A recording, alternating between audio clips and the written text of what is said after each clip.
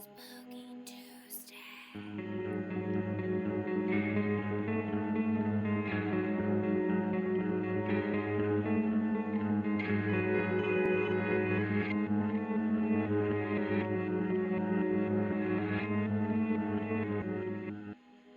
It's gonna sound completely whacked, all right? But just stay with me. I used to hunt displaced spiritual energies with your uncle.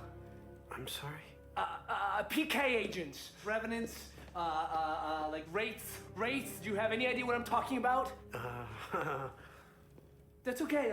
I'll do this the easy way. Ghosts. Arthur, I used to hunt ghosts with your uncle Cyrus. Goats? Ghosts! God damn it, listen to me! Hey guys, welcome back to Spooky Tuesday, a weekly podcast where we're breaking down all of our favorite slashers, thrillers, monster movies, and black comedies on the new scariest day of the week. I'm Sydney Thompson. I'm Monica Height. And I'm Chelsea Duff. And this week, oh baby, this week is a special week. Oh, yeah, it is. Is the week before our boy, Matty Lilly's birthday. Happy birthday, Matty Lilly! Happy birthday to the king, Matthew Lillard. Birthday To Matty Lilly. ya. Mhm. And I so bailed halfway through. It's fine.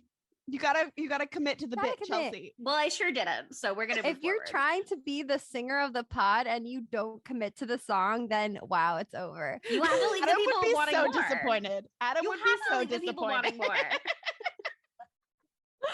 Oh wow. Well, I mean, Matthew deserves the full song, but our listeners don't deserve I'll to do hear a that. private. Here's the thing. Marilyn Our Monroe. Happy birthday, Oh. Matty Lilly. Get back, actually. I already take it back. Happy I wish I bailed on that one too. birthday. It's so fun.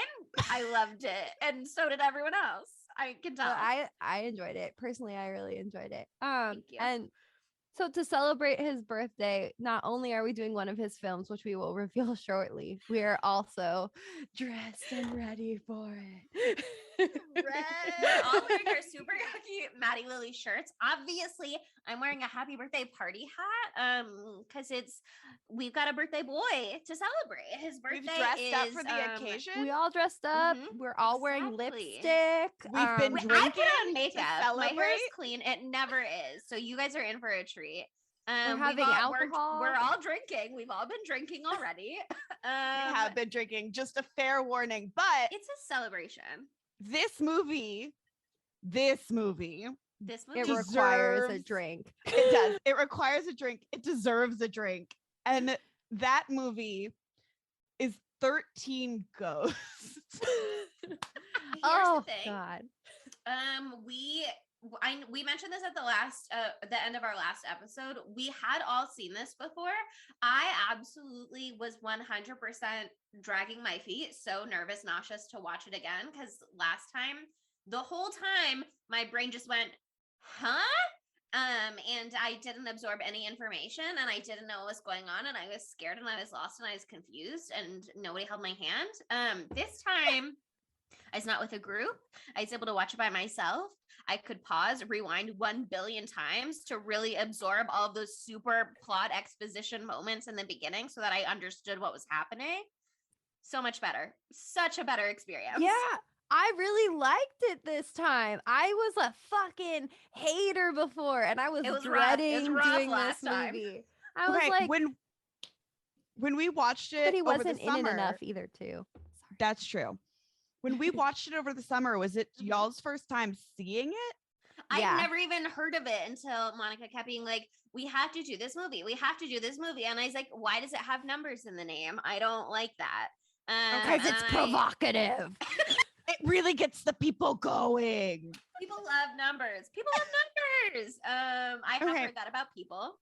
Maybe that's why, because I have vivid childhood memories of like watching this movie on cable.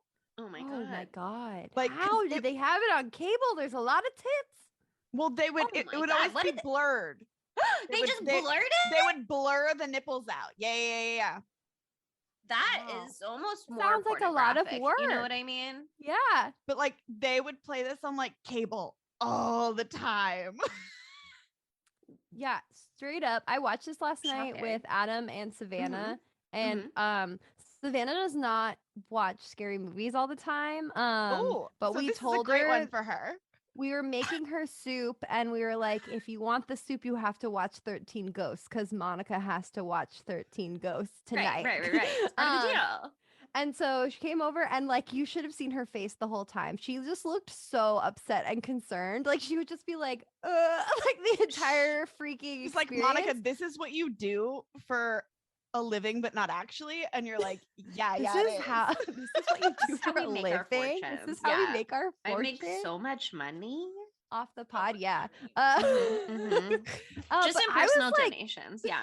I was fucking thrilled. I was straight up, just in tips. It's just in tips. Just in tips.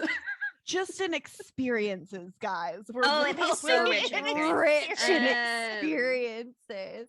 But like- yeah, I mean, how Savannah felt last night probably was how you and I felt when we watched it with Spooky Crew. And here's the thing, when you're watching with a group, you can't pause and you can't rewind. And I just got left in the dust absolutely every single moment. I really needed the second rewatch. And that's why I was telling you guys this before we started recording, because I had to make sure that I remembered what my P word is. But that's why I give provisional knives out of fives sometimes, because sometimes I'm like, I think my second watching experience would be completely different than my first watching experience, such is the case with 13 Ghosts, because first time completely over my head, didn't appreciate it, didn't understand what was going on, did absolutely love the banger of a credit song, which is by Raw Digga, who plays Matty. What is that the right name? Maggie. Thank you so much. Close. But other than that, I was like just so scared to circle back. And then I had a blast. I was such a hater. I was like, this made no sense. And then for some reason in my memory, I was like, Matthew Lillard is barely in this movie. So what's the point? And why are we doing it for his birthday? For birthday, What? when we could be He's doing Dead Man's Curve. Yeah, that's what I was thinking because I cannot fucking wait until we do that movie on the pod. I am so excited. good. I love it so much. Matthew Lillard is in this movie a ton. He is in this movie a lot. Okay. But he should be in it more. I He agree. should be in everything more. I agree. But he is beautiful. He gets covered in blood. He's really the heart of the film, if He you is will. the heart. And also for some reason, I didn't think that he looked that good in this the first time. And I think I must have been recently hit over the head when I saw it for the first time because he looked What fucking is wrong amazing. with you? Even He's in those so stupid sexy. glasses. I know. His fucking outfit with the I don't His know if it's coveralls? paisley. Okay, well, yeah, he don't takes even off get his me coveralls? started about the orange jumpsuit. And then he takes it off and he's wearing a full fucking suit underneath. He's like, with a outfit red change, paisley baby. shirt. He's wearing a suit jacket underneath a orange jumpsuit. Like Yeah. commitment will to say- fashion.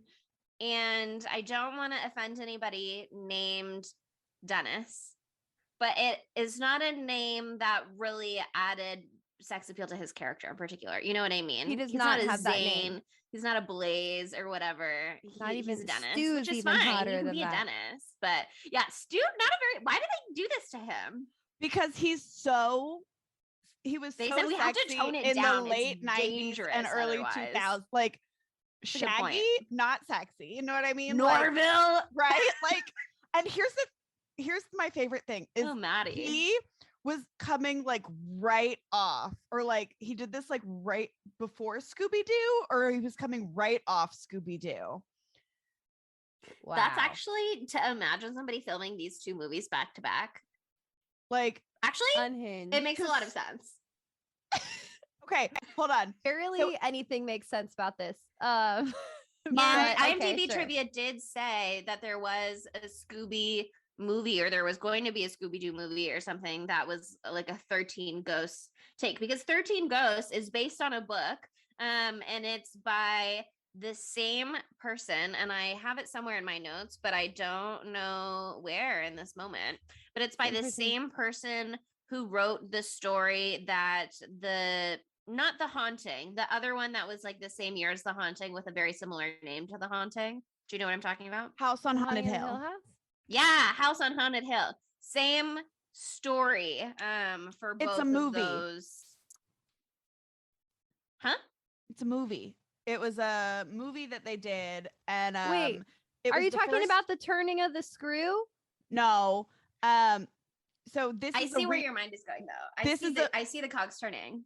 this is it's a movie remake of a movie from 1960s of That's based on a book by the same guy who wrote the book that whatever movie you just said is based on. maybe. Okay, I don't know. Too many How about connections. how about we Wipe just the slate Google clean. 13 Ghosts book? Start over. Let's Google Scooby Doo. But I do know that the original 13, like I think the original I have no idea what the original 13 Ghosts. I haven't seen it, but I do know that in 1960s the movie was given. It was the first movie to use kind of like a 3D glasses imagery. This And was so cool. It was my favorite trivia piece about this whole thing. And Same. it's like not even about this actual movie. But the movie, if they handed you like 3D glasses, and when the ghosts were on screen, you could put the glasses on and you could see the ghosts. And basically, like in 1960s, like if you were too scared to see the ghosts, like you saw like a completely different movie from what the movie was actually supposed to be. And that's where in this movie they get the glasses where you can like see the ghosts. It's so But- genius. They like inserted the literal physical way that you had to watch the movie in the 1960s, and they made it a plot point in this version of the story. I love It's that. so It's very incredible. cute. Okay, It's very but cute of them. Speaking of plot points, Speaking of plot points, you're trying to circle back. Hold on, one more second. I'm gonna. Okay, I one more found the second, and IMDb then- Scooby Doo, and I'm gonna read it because it's one of those IMDb trivia things where somebody just And made a lot then of we'll connections that tell they you didn't what the need movie's to. about. Yeah. You don't. That's not information that's relevant for this podcast. It says Matthew Lillard, Dennis, later starred in Scooby-Doo and Scooby-Doo 2 Monsters Unleashed as normal Shaggy Rogers. I love to read. An earlier incarnation of Scooby-Doo was the 13 Ghosts of Scooby-Doo from 1985, featuring the voice of Vincent Price as Vincent Van Ghoul. Curiously, I love when they do curiously. Curiously, the first movie produced by Dark Castle Entertainment and the previous to this film is House on Haunted Hill, a remake from the original House on Haunted Hill from 1959, starring Vincent Price. So that's how it all. And then, yeah, there we go. It's a Anyway, clear reference. it's a clear reference. Thank you, Monica. Reference. Thank you for bringing it back to our brand. Of course. I'm all about branding here at Spooky Tuesday. all about us. Actually, everything we do is We're the brand. actually Maddie's the brand. all comes about back. us. Actually, don't say Maddie's the brand. What if he didn't like that? But he is the brand. Oh my god! But if Maddie didn't like us, I would just kill. I will never myself have right to now. find out. Is the thing. We can live in ignorant bliss for the rest of our lives if we choose. He's gonna like it once he finds out about it, and we have him on the What pod. if He's he's gonna not have a a nickname really guy? good time.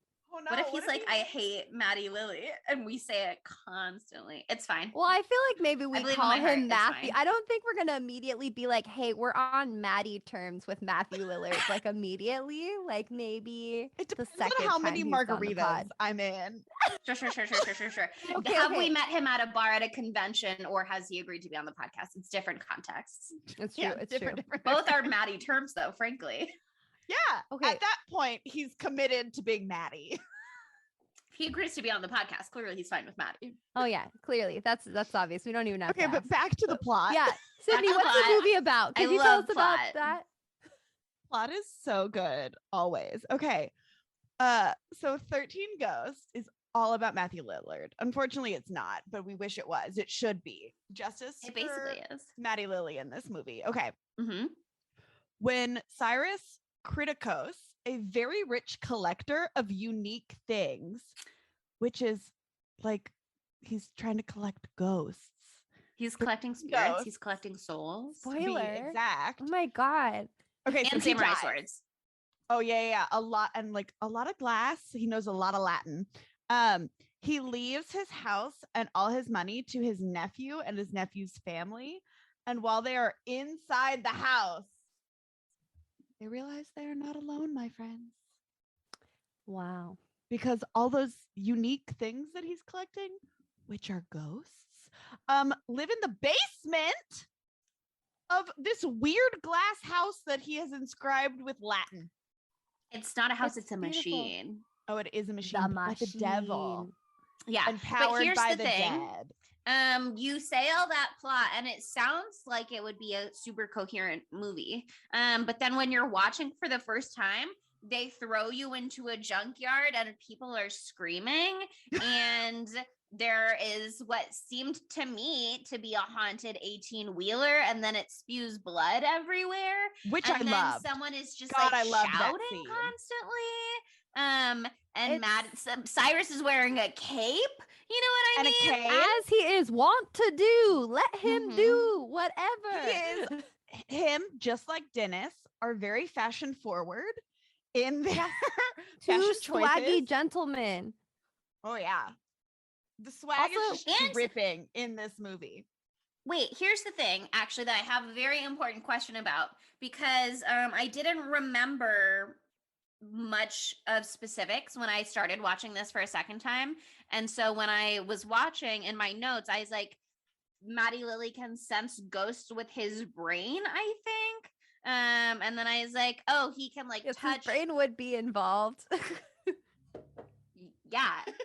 That's Yeah. what yes, that's where you touch things, you That's- sense them, they send messages Yeah. to your brain. Monica, anyway, That's what what I'm saying is there's a moment where he like touches the ground and like can sense how many bodies are there.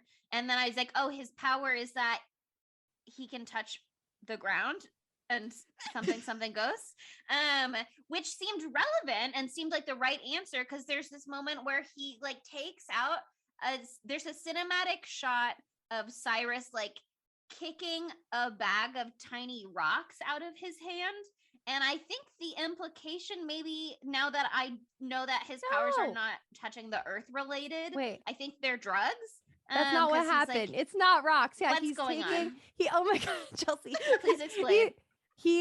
His ability is that if he touches someone, he can like see all their trauma and all their past and shit. And so like it seems like it's that he touches something and he can like sense the trauma that has happened there. That's what it seems to Okay. me. Because he touches the ground, he can tell that there's 43 bodies in the area. He touches Tony Shalhoub. He sees the whole wife He's backstory, the right? fire and everything and all of that happening. So he's like overwhelmed by how much death is in this car junkyard. Because he thought it that's was just where 9 the- bodies. He was told the breaker only killed 9 people. It's the there were Juggernaut. 30. Yeah. That's the name of the ghost, but they call him the breaker in the beginning because as Why? it turns out, that is what the Juggernaut was called when he was a serial killer who was alive. Oh. Yeah, so he's killed like 30 31 people additional since people, he's yeah. dead. Yes, Right. of course. So what happened in that scene is he pulls out a little pill bottle, not a little bag Oh! of rocks. I'm so worried about you. That makes so much more sense. I was like, And he he's has a trying to take bag like of tiny, safe, pure earth that he can touch to like palate cleanser. Is what I No! was thinking. I don't know. he's trying to like take I don't know what it is, but Thing. I'm assuming it's a depressant or like something like a that. Xanax, right? Yeah, right, like right. a Xan. To like take the edge off is what he says. But then Cyrus fucking punts his medication all over the fucking junkyard. And I was like, how dare you? He needs his medication. Let him Leave have his Matthew pills. alone. Oh my God, this scene. I What said, did what you a write? cinematic shot of this guy kicking tiny rocks of drugs into the air. He wanted to take the edge off tiny rocks of drugs. Oh, was it different land he can touch without having these screaming psychic violent visions? It's pills. That pills. makes 1,000 It's times more pills. sense. And But that is also, just to an insight into clarify- the confusion I experienced even the second time around at some point. To clarify, the semi truck is not haunted. That was No, it's planned. just a track. It's a planned part of the event where they were We are spraying luring blood the ghost all out. over to lure him out there. I And then- cannot tell you how confusing I find the opening scene to be. Oh, I truly it was just like, there's a drops you in. haunted 18-wheeler. He has tiny drugs that he can touch to clear his psychic visions. And it all of sprays these blood, thoughts and you then had they were say like, wrong. "Let the bait out," and I was like, "Is Matty Lilly the bait?" And I'm still not totally sure that they're troops of dudes who were there to be muscle were not supposed to be the bait, but was the blood the bait? No, it was both. It was fucking both. Cyrus Okay. doesn't care who dies. He just cares True. about the means to his ends. You know what I mean? Extremely true. I will say that the deaths in this are fucking fun. Like all Yeah. the deaths pretty much except for like one or two, actually just two, three other deaths. No, four other deaths happen in this How many first deaths, scene. Monica? Four. I counted them all. There's four. And Four they all, significant ones. yeah. Well, all the rest of them happen in this first scene where everyone just gets where all the fucking grunts- mushed into cars, and I love that. I One love guy to see gets a like man I don't folded care about. Yeah, backwards into they're the trunk really of a car. into Loved bone that. breaking in this Yes. film. The Everybody Breaker, gets maybe that's why punched. it's his name, because Yeah, they didn't really explain it. thing. Even there's like articles and stuff with DVD commentary telling the whole backstory of the quote unquote Every 13 ghost. ghosts. They Oh just yeah, give we're backstory for 12, gonna but read just every single spoilers one for of those 13. later. 'Cause they are so. This movie, I think, would be so much better if it went into more of the ghost background story. Yeah, I yeah. totally Typical. agree. It gets bogged down in how cool the house is. They're just like, wait, you seen this CGI? Wait, it's gonna do it again. Wait, it's gonna do it another time. Wait. Like, I feel like, if I don't know how they would have done it. I'm not the person writing and directing the film, so it's not my job to tell them what they should have done. Yeah. I'm just saying that they should have done something that It made me would have know about been- these ghosts. It would have been hard, I think, to work it all into the story without it just being like a very clunky, long exposition heavy scene. And it doesn't like add any needed information to the story, but it's super fun. And I can absolutely see why in the era of DVD commentary, DVD extras, they were like, guess what? We came up with all of this while we were doing hair and makeup. And so you're getting it. And we wrote little obituaries, etc. for some people. And I think they give you some of it. They like give you glimpses, but not enough to be like, why is this man a giant baby with barf on his face? You know what I mean? Like they're not. No, you would never be able to deduce like the fucking names. They literally all have names, and they have times that they were born and times that they died. Like that's how granular they got. Here's the thing. I would love for this, and it's long. It would have to be longer than I think this would make an incredible TV series, but you couldn't do it like you don't want a 20 like a limited series, but it needs to be like a 15 episode limited series, like where it's like not one of those like 9 or 10 episodes, but it can't be like a 20 something season because you need 13 episodes for all the ghosts. No, but they could. I feel like they could do that, and they just don't have it all be like as linear. Like each episode has a flashback to the ghost's backstory. I said ghost weird. Well, it should be like a 5-minute opener for the episode of the ghost being alive, and then 45 minutes of Matty Lilly hunting the ghost and capturing it. Right? Like I want to see like my thing is I want to see the ghost backstory. I want to see them hunting the ghosts. And then eventually I want to see like Cyrus and the family trying to like defeat the ghost, which is why I was 13. saying like, yeah, I guess. Like I'm selling you on it. My pitch is working. I love this. That's fine. But I do wonder, this movie was like kind of a flop when it came out. Now it's a cult classic. Now it's a cult classic. Classic. And many people have DM'd us about this movie on Instagram because it's a Matty Lilly movie and also it's balls to the walls insane. And but we it was love kind of, balls to the walls. Obvi, have you met us?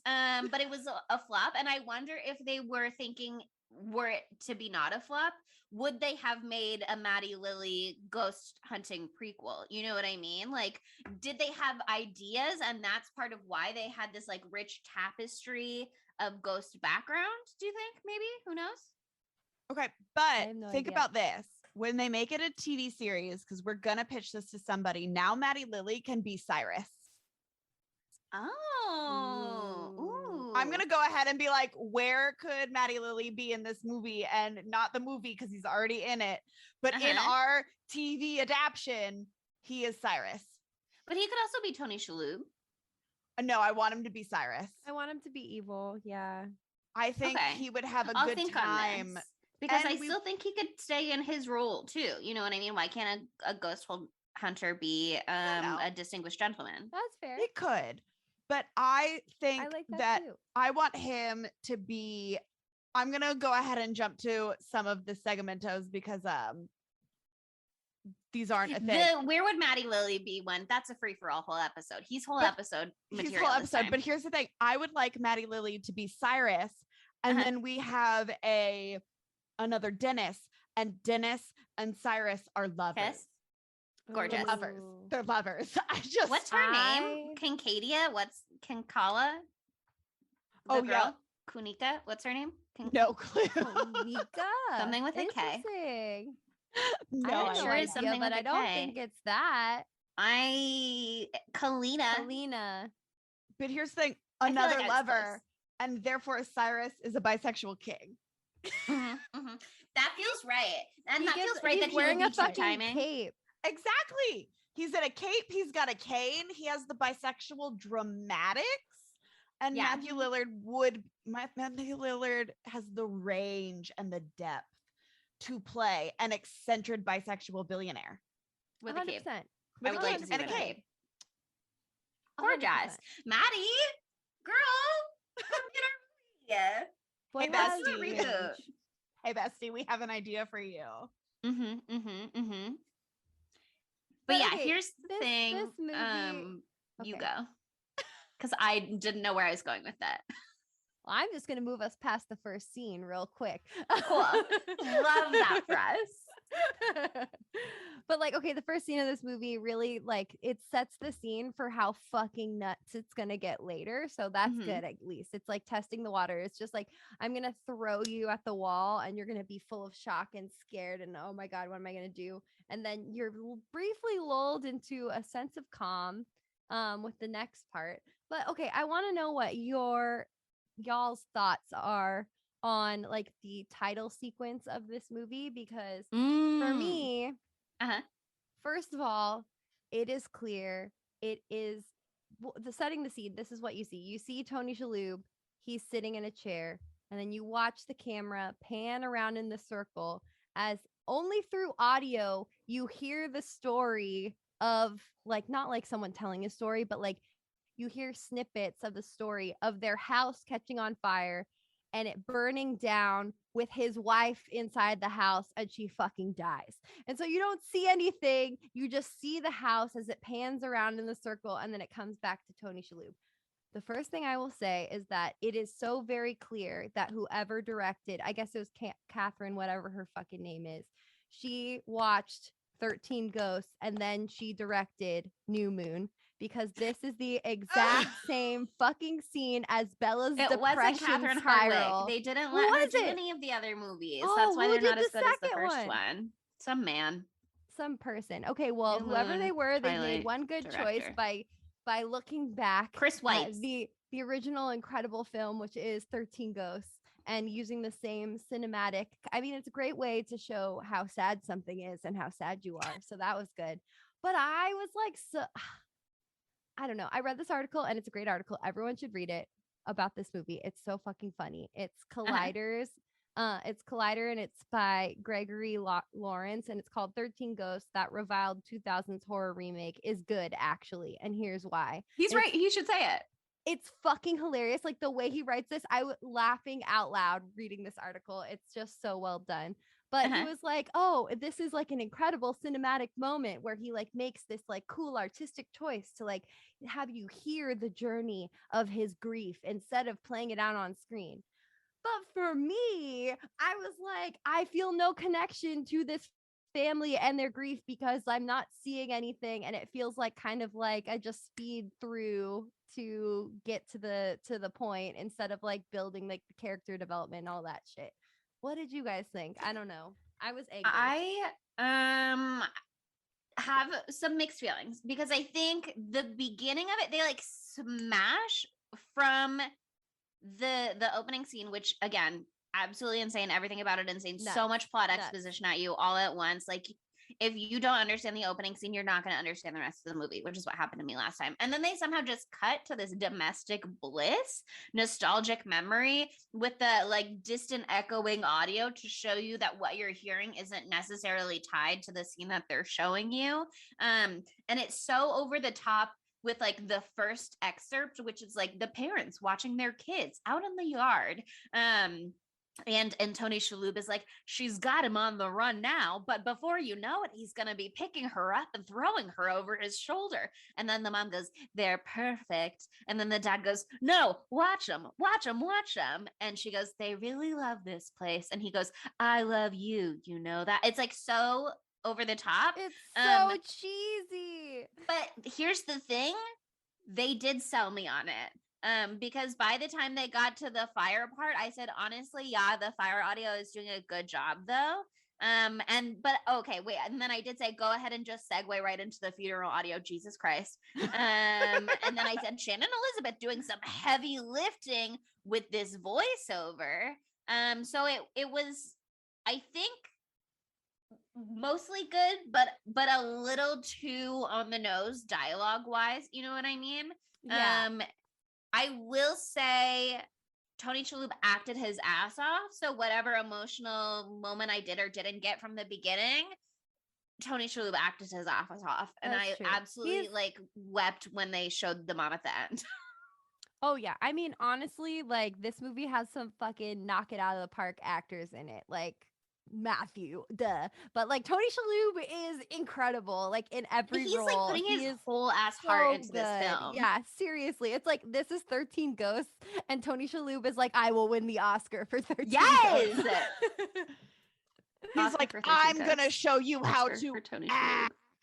Shalhoub. He said there was one IMDb trivia piece that was like, this actor said specifically they did this film just for the money. And it's like, okay, first of all, it's a job. That's fine. But second of all, Tony Shalhoub is here for the passion. Tony Shalhoub is here for the love of the role, the love of the job.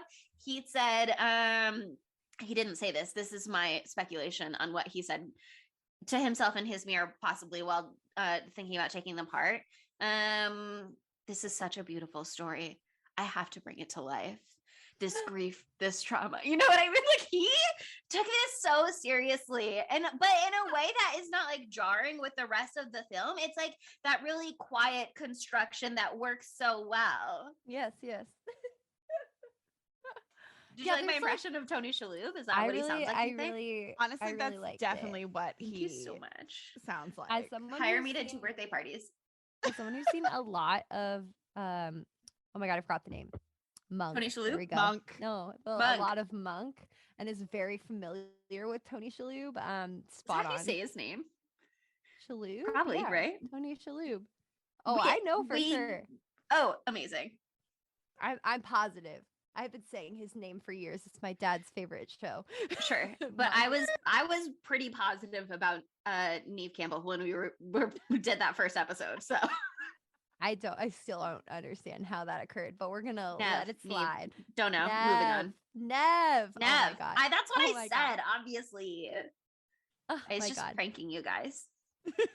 Okay, so I'm fast forwarding a little bit. Okay, well, I don't want to fast forward past this part because isn't it so wonderful that the son who shall not be named because I forgot what his name is a young Bobby. true crime Bobby. podcaster? Oh my god. Oh my God, Yes. yes! Look at him. He Bobby invented actually- true crime. He Bobby invented and it. Maggie need to do their Serial own who? podcast. She needs to get on the podcast with him because first of all, she said it herself. She needs a better paying job. And as we all know, podcast leads to immediate riches. And so I just think they could be really successful also because they had banger dialogue, a banger rapport where he was reading from the paper and he was like, we have a special treat for you this morning. A body was found decollapolated. And she's like, hey, decapitated. And I love that line. Hilarious. She cares so much about his education. She'll absolutely help him sound out how to spell the word, say the word suffocated. She will absolutely teach him how to say decapitated. She will absolutely tell him exactly what a slut is when he misuses the word. and differentiates it between bitch, which would have been more apropos in that moment. A Mhm, child mhm. must know these things. That said, I love what he says. Because that line is why did he say that? Oh, they're talking about the paper thing, the reading the deaths in the paper thing. And Kathy, who's the sister, is like not here for reading obituaries in the paper. And Bobby is like, Dad, will you tell Kathy that keeping a record of deaths is healthy? And then Tony and Shalhoub and Shannon Elizabeth say in unison, Kathy, keeping a record of deaths is healthy. And then Bobby goes, because she's being a real slut about it. And I was like, I love that. I'm Iconic, gonna incredible. Bring that into the vernacular. Mm-hmm. Stop being Yeah, a and slut Maggie about does correct him. this. She says, I prefer the term bitch. These sluts are girls with loose sex morals, which not exactly how I feel, but it was 2001. And also the phrase loose sex morals, obsessed with. Wonderful. Wonderful. The phrasing, incredible. Beautiful. She has a way with words. She's being It's a real clear. slut about it. That's gonna stick with me. That's Oh, gorgeous. yeah. It's really beautiful. And like, okay, I get it. I get that they are so excited to have a house because they're living in a shoebox apartment with a billion people and so many things. And so they find out that they got Cyrus's home because Cyrus is Tony's, what's his name in Uncle. this? Uncle No, what's Arthur. Tony's? Arthur. Criticos. Arthur's uncle is Cyrus. And Uh-huh. so like, okay, you roll up to this house. If I rolled up to the fucking house and the house was made of glass and it was see-through, I would be disturbed immediately. I'd be like, my uncle is I a freak would not and be I did not chill know. with this glass house. I mean, it is cool. It's for sure cool. And like, it's better than, you know, one room, but it is immediately very creepy. I would Yeah, be like, yeah. oh, Cyrus, why can't we just have normal things? You fucking rich psychopath. Right. And they joke about, I hope the bathrooms are in the basement or whatever. And then Shannon Elizabeth finds the bathroom and it has like that like cloudy marble square tile which block, was like whatever. so big in the so 80s yeah, and 90s. Okay, those like and- cloudy glass bricks to make it opaque. But like, imagine you are fighting for your life in the bathroom and someone can still see the outline of your body. No, babes. No, Babes. I have absolutely firsthand not. experience with this. I have firsthand experience with with this. fighting for your life in a bathroom while somebody can see No, the outline of your body. Okay, I mean not that part. I'm talking about the Okay. glass house thing. But like Oh. where I work, the house was originally entirely made of glass bricks. Uh-huh. And so it was in Ripley's, believe it or not, because it was like called like a glass house. And you really tell now because like painted over a lot of it and there's like wallpaper on a lot of it. But there's this one fucking bathroom that I use sometimes when all the other bathrooms are closed. And it's a wall that like is like right next to a pathway and the whole fucking wall is just those goddamn glass bricks. It is just those. And so I'm sitting there on the pot doing my business and I'm like, Uh-huh. can people, my coworkers, see me right now? I will take photos of this, but it is very similar. Haunting and horrifying, frankly. Yep. Scarier than any movie I've ever watched. But that said, I've been on the other side of that wall and it's fucking opaque as hell. You can't see through it. So it's fine. Okay. All right. We I'll take had it into those, consideration. we had those blocks in my basement growing Mhm. up. Like they weren't like a wall, but like any kind of like window that was in Uh-huh. the basement. Like they were like the small windows. They were all those glass blocks and you could not see into them at all. Because they're so thick. So it's They're okay. so It's thick. okay. Like you can't even see an outline. But that does not Mhm. make Cyrus less of a psychopath than he already True. is. And let's just say it right now. Is there a person on this earth whose name is Cyrus who isn't evil? Like, let's be real. First name only or last name into First- consideration? I thought about that. Are 'cause we I love including Miley in this? Yeah, are we 'Cause talking about we the know Cyrus No, house? no, I'm 'Cause we know saying Billy Billy first Ray is name. a full blown. cetera. We know Billy Trace? Ray is Don't a- forget Trace. No. It starts with Billy Ray, and he is an angel, but a psychopath all at the same time. I got a vibe. I can be your I got ankle a or your vibe. devil. Yeah, he can be So- our ankle or our devil, Chelsea. That's a meme. You think that I'm that drunk and I have slurred a couple other words, but not that one. That one was on purpose. I'm not talking about the Cyrus clan. We're going to Okay. leave them out of the equation. But if your first name is Cyrus, I'm so sorry to inform you, but you're evil.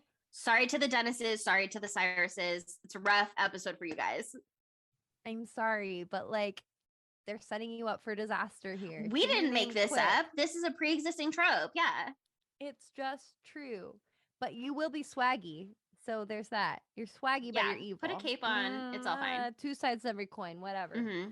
Cape, like, okay. coveralls, goggles. You're good. We're talking about the house. The house is whatever.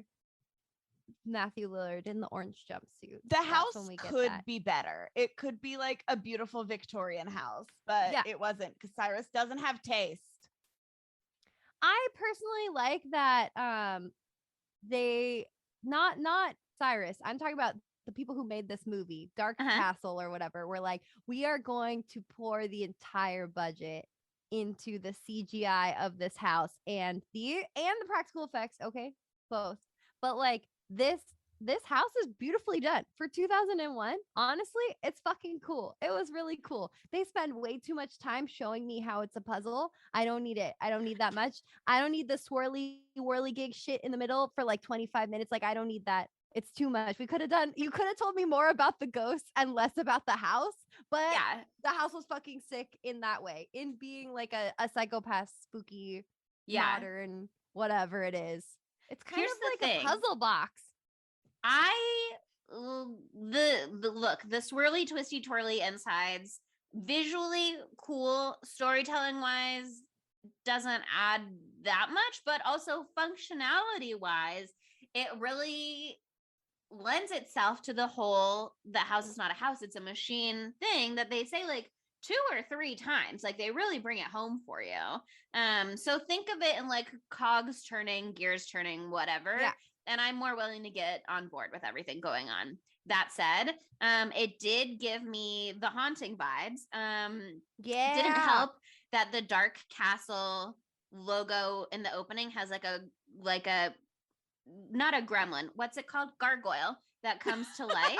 And that was the Haunting vibes. But Roger Ebert, who hated this movie, did say, quote, "The production is first rate. The physical look of the picture is splendid," unquote. And then he put it on his list of most hated films. So Rude. he put it on the list like 4 years later. Like, he really said, I remember how He's much like, I you know hated what? this. I've thought about it. I've sat thought with about this it. for 4 years. Yeah, and I hate this this is movie. going And on guess the what? list. He's wrong because it only He's took y'all wrong. like 6 months to realize that this. Maybe he only watched it incredible. once. Maybe all the critics only watched it once, which That I was the get. You know issue. what I mean? When I don't like a movie, I don't often come back for a round 2.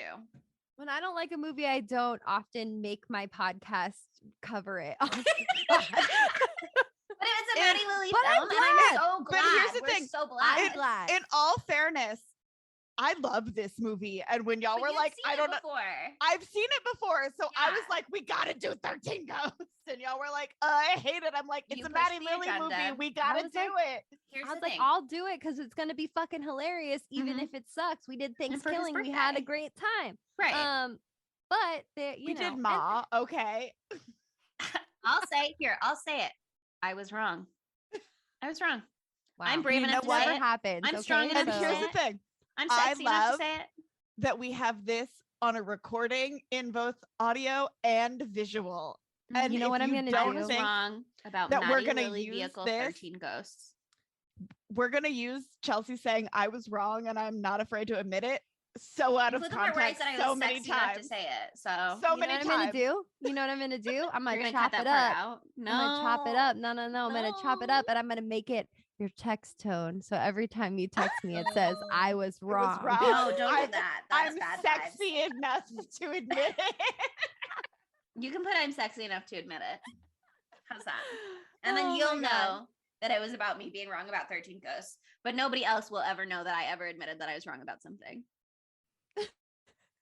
Except Okay, for so- everybody that listens to this episode. They're gonna forget. Here's Everyone's the gonna thing. know. It wasn't that memorable. No way. They're all gonna they'll be like, oh my god, Chelsea admitted she was They're wrong. gonna We're be- gonna Chelsea, remember. well, They're gonna be that." awed by my humble nature. Okay. I'm gonna save you from yourself right now by making us talk about the movie more. I would love that. I would love that. But okay, I love that Matthew Lillard is like an actor within the film because he's acting like he works for the DWP or whatever. Except the name of the company is Power and Lights, like very fake, sounds very fake. But I just love like the reveal of him finding out about all the ghosts, and I especially love his rant. My favorite thing about Matthew Lillard is he's sexy. Okay, that's one of my favorite things. But there's something about the way that he is when he gives one of his unhinged monologues. And in an unhinged monologue, his specialty. In like every single movie I've ever seen with him, pretty much, except I can't remember a particularly unhinged Shaggy monologue, but I'm sure there's one. He just gives like an Oscar award-winning like psychopath performance like every single time. And this movie, like I for some reason forgot his entire role in it, but like he has such a fucking good rant with Tony Shalhoub when he is explaining that he hunted ghosts with his uncle, and it's just incredible. It's just I can't repeat it and have it be as good, but like you want to perform it together? Oh my god.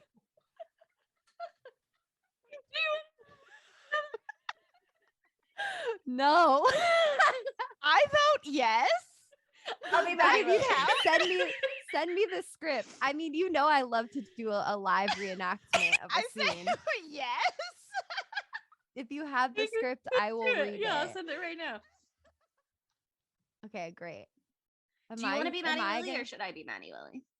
I want to be Matty Lilly, but like that's because I like to be dramatic. But if you do it, you do. I'll be Tony. I'll be Tony, and you both can be Matty Lilly. We'll do it at the same time. Okay, yes, I love it. Wait, this is a different one. Oh, what one were you thinking of? I'm talking about the one where he talks about ghosts. When he's explaining it to Arthur. Oh, that is what I thought that I sent, but I didn't. Oh, okay. I was like, I don't even remember this part. I don't know what this is. I just How could you possibly justify what you're doing, Cyrus? I had to stop and I had to write down so much dialogue because I needed to break it down into 10-second clips so I could process it, listen to it, and be like, okay, they're hunting ghosts. This lady says it's slavery. Matty Lilly says go work for Greenpeace, etc. That's not the part we're talking about though. But I needed to really engage. Oh, I hear it. I have it already. You texted it. Yeah, to I sent me it to you earlier today. Okay, but I just sent it again now. So Monica and I are both being Matty Lilly, and you're going to be Tony Shalhoub, Sydney. Yes. Are we gonna say it in unison? I thought we were performing for Sydney. Yeah, perform it for me, and I'll figure out Matty where Lilly, to I'll be Tony. respond. Okay. I know this is gonna sound completely whack, all right, but just stay with me. I used to hunt displaced spiritual energies with your uncle. I'm sorry. I'm sorry? PK agents, revenants, like wraiths. Wraiths? Do you have any idea what I'm talking about? That's okay. I'll do it way easier, or the easier way. Ghosts, Arthur. I used to hunt ghosts with your uncle Cyrus. Goats? Ghosts! God damn it! Listen to me. Wow, we're gonna go. Ghosts? I didn't notice that. No. Oh my God! The Wow. best. I There's never many would have really noticed funny that if lines. there And I wasn't wrote a bunch of them down. this dramatic reenactment. Yes, Well, I'm so glad we did it then. I'm so glad that This was No, we incredible. figured it out That I eventually. We never already had picked a this quote to be speaking the role. opener. Yeah, we already decided this would be the opener, and Yeah. by the time anybody is hearing us say this, they will already know that. Unless they skip. Do you guys skip the quotes? Don't do that. No, We you don't. They don't. such skip nice the They quotes. definitely quotes for you don't. guys. They definitely They don't don't skip the skip. quotes. Beautiful ones. Maybe the It end sets quote. the they skip. tone. You guys knew there was Never an end quote, skip. right? You guys We knew have an that, end right? quote. Stay to the end of the credits, and there's a little There's a little quote in there Gift. for you. A little. gift for you. A little treat. A little kiss. They're funny. little kiss. They're usually pretty funny. They're They're all always kisses really from funny. us. It's We like think mouth about this for at kissing us. least. Yeah, we think about the quotes like at least I do, like half the time that I'm watching the movie. Like half of the movie, I'm pausing it to write down timestamps so I can pull quotes. So like pay attention to the quotes. Anyway, there's this movie that we're talking about. It's called 13 Ghosts. It Not features 13 Matty goats, Lilly. but what if it was called What did you just 13 say? Goats? Matty Lilly? He said- Matthew she said Ma- Lilly. She said She Matthew said that Lilly. funny. I said think. Matthew We were- Lilly, which is probably why it threw everybody off. Goats, Matrude. We're all over Mattress it. Lily, That's fine, baby. and I love it. And I'm gonna share another quote that I love because I'm looking at it right now. Go for it. And it is early on when lawyer Benjamin Moss has come to the Criticos household to inform them that they have inherited Cyrus Criticos's estate. And Shannon Elizabeth is being Kathy, which she's not a Kathy, but that's fine. She's definitely not a Shannon- Kathy. Right? Like seriously, Kathy is, again, no offense to anybody named Kathy's. Kathy feels like a mom name to me, and it really threw off my dynamics watching this film. But she is like, we have an uncle named Cyrus or something like. We've got an uncle Cyrus. And Tony Shalhoub says, my dad said he squandered the family fortune. And she goes, we have a family fortune? And he says, well, no, Cyrus squandered it. And I just really love that line. And I thought that it deserved to be highlighted in this moment. There's a lot of knockout fucking quotes in this movie. Yes, There are okay. so many amazing ones. Maggie one of has a them- great one. Yeah, and one of them comes after the next scene, after what we were just talking about, because in the middle of this fucking psychotic rant that Matthew Lillard is going on, the lawyer disappears into the bowels of the house and is sassing all the bowels. goats like an asshole. Don't sass the boopy ghost, okay? The That's titty very ghost? rude. You're gonna be mean to the titty ghost? Leave You're her gonna say alone. mean things to the titty ghost? How fucking dare you? Her real name is the what princess? The The angry, angry princess. princess. Angry princess. Yes. And he picks up his big wad of cash and it releases a lever that sets the entire house in motion and releases all the ghosts. So the moral of the story is greed will end your life. Okay. I've heard that. I've heard that before too. And this movie makes it very clear. Mhm. Because this boy doesn't just die. He gets beautifully sliced in half by a door. He doesn't even get killed by a ghost. He gets sliced in half by a fucking door. Like, how powerful are these doors? I have a question. I think this scene is so incredible. Like this Mhm. death scene is my Mhm. favorite one in the entire movie because there's not that many death scenes. You get the one in the beginning, Yeah.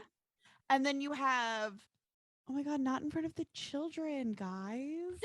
Monica! I'm sorry. I asked him for a drink and he said that he would give it to me if I gave him a tip. And I thought it would be a kiss, but instead he did that weird thing where he bared his teeth and kissed my forehead. So anyway, you don't need to Ew. know about it. It's fine. We're gonna cut this out. What were you saying? Are Sydney?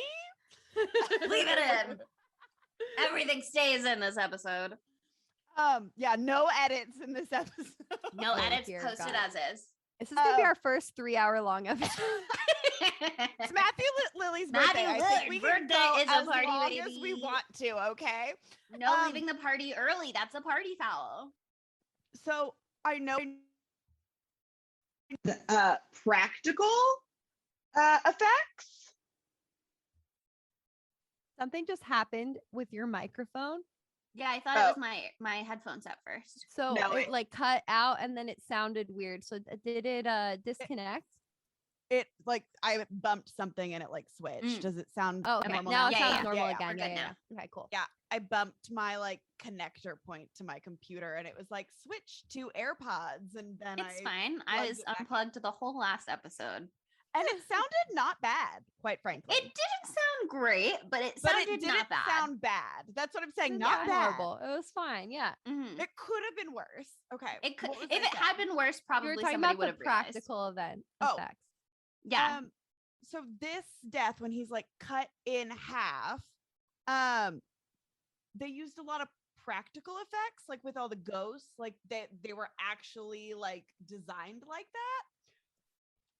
Was being cut in like how much was the lawyer being cut in half, like CGI, and how much of it was practical effects. They I actually think cut him in director- half. Because no, that's a real effect, okay? Because I know that's the real. That guy director- died for this movie. That You should be guy's dead respectful. now. Okay.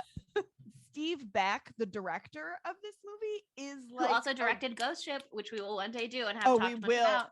Oh, I will say It's like my his friend- 2 movies. He did those 2. They were both flops. They said no more movies for you.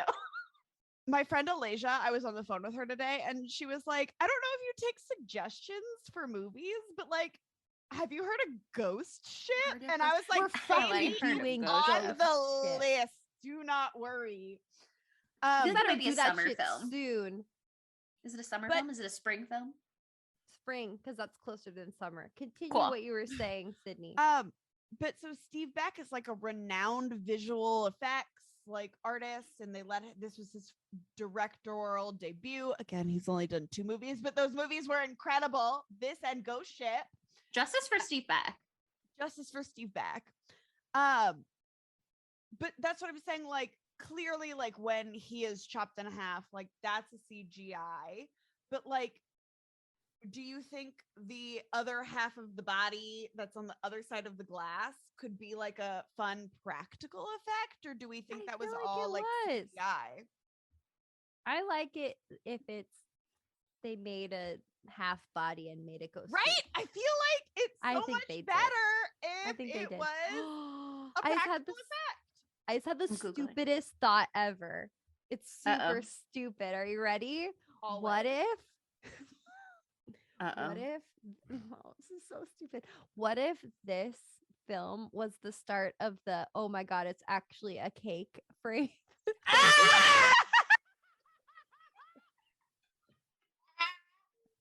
Oh, wow. And they made a giant cake of the lawyer and then cut him in half. It's a The lava lawyer cake. was just an actual cake the entire time and not a lawyer. Yay! Thank you for appreciating You how thought dumb I he am. was a lawyer. It's a cake.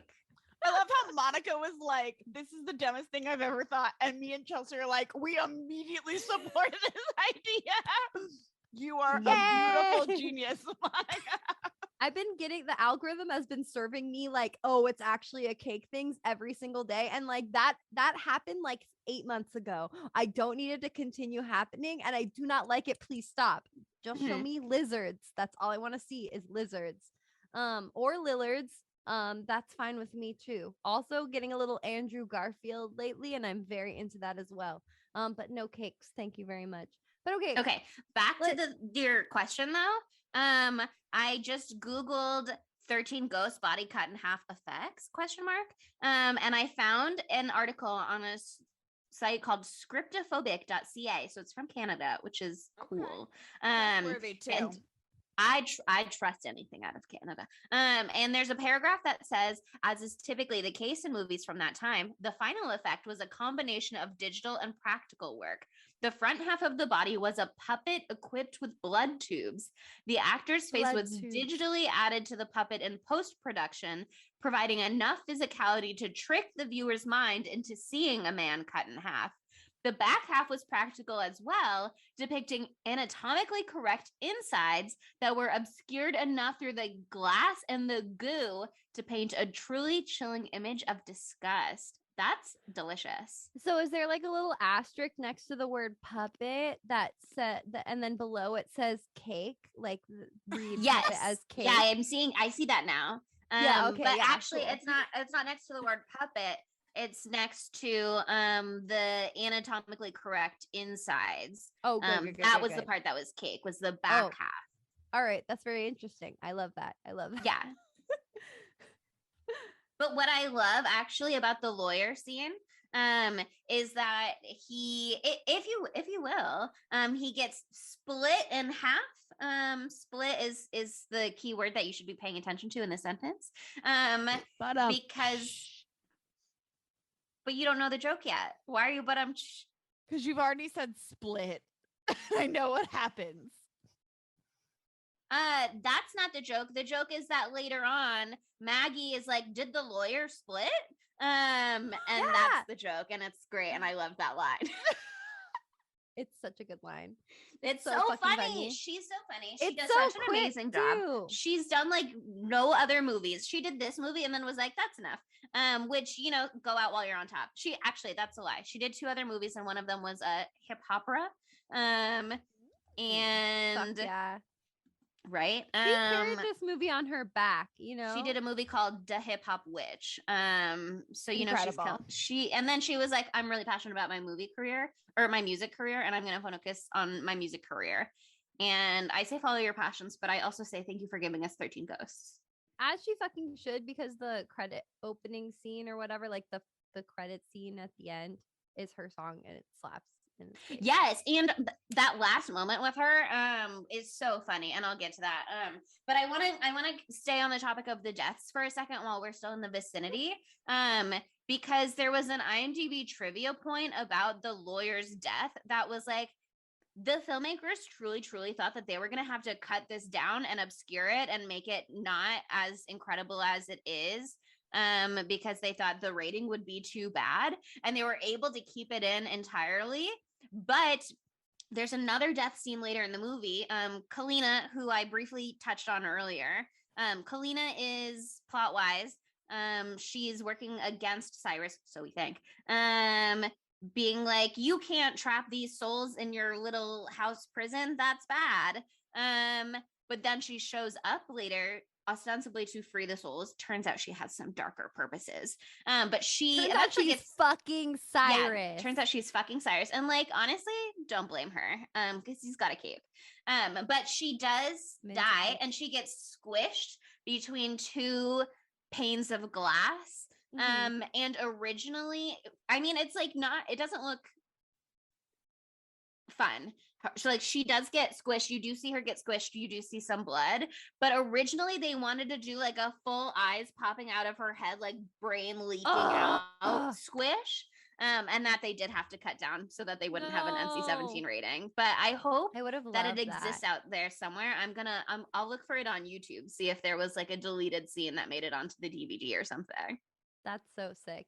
Yeah, her whole character was so confusing. She like is the whole time being like an actor for Cyrus. So basically, the whole idea with this movie is that Cyrus is capturing these 12 ghosts, and he's to power his machine. Yes, to power this machine that basically opens the gates of hell. And then when he opens the gates of hell, he becomes like the most powerful being in the world or something. Even though he's literally already dead. He's not. He's not. That's the thing. He's not dead. Yeah, he didn't he's die. not He dead. faked his own death. Chelsea? Yeah. No. I thought he was a ghost. He's not. No, that's the big reveal in the end. Okay. That's the thing. Like, we talked about this already briefly, but the glasses are such an epic part of this movie. The fact that they added that into the story and it's not originally in the story, just because of like how the actual 1960s version of the movie was portrayed to audiences. Like, I love that. But like, it's really awesome in the movie too, because like, if you take the glasses off, you're fucked. You can't see these ghosts at all. And so Arthur's wearing the ghost in he's wearing a ghost. He's wearing the glasses in one of the final scenes. And it's like right before the very, very end. And he looks at Cyrus through the glasses. And then he's like, wait, what the fuck? And he takes the glasses off and Cyrus is still there. That did not process for me. And so even he a is little bit. alive.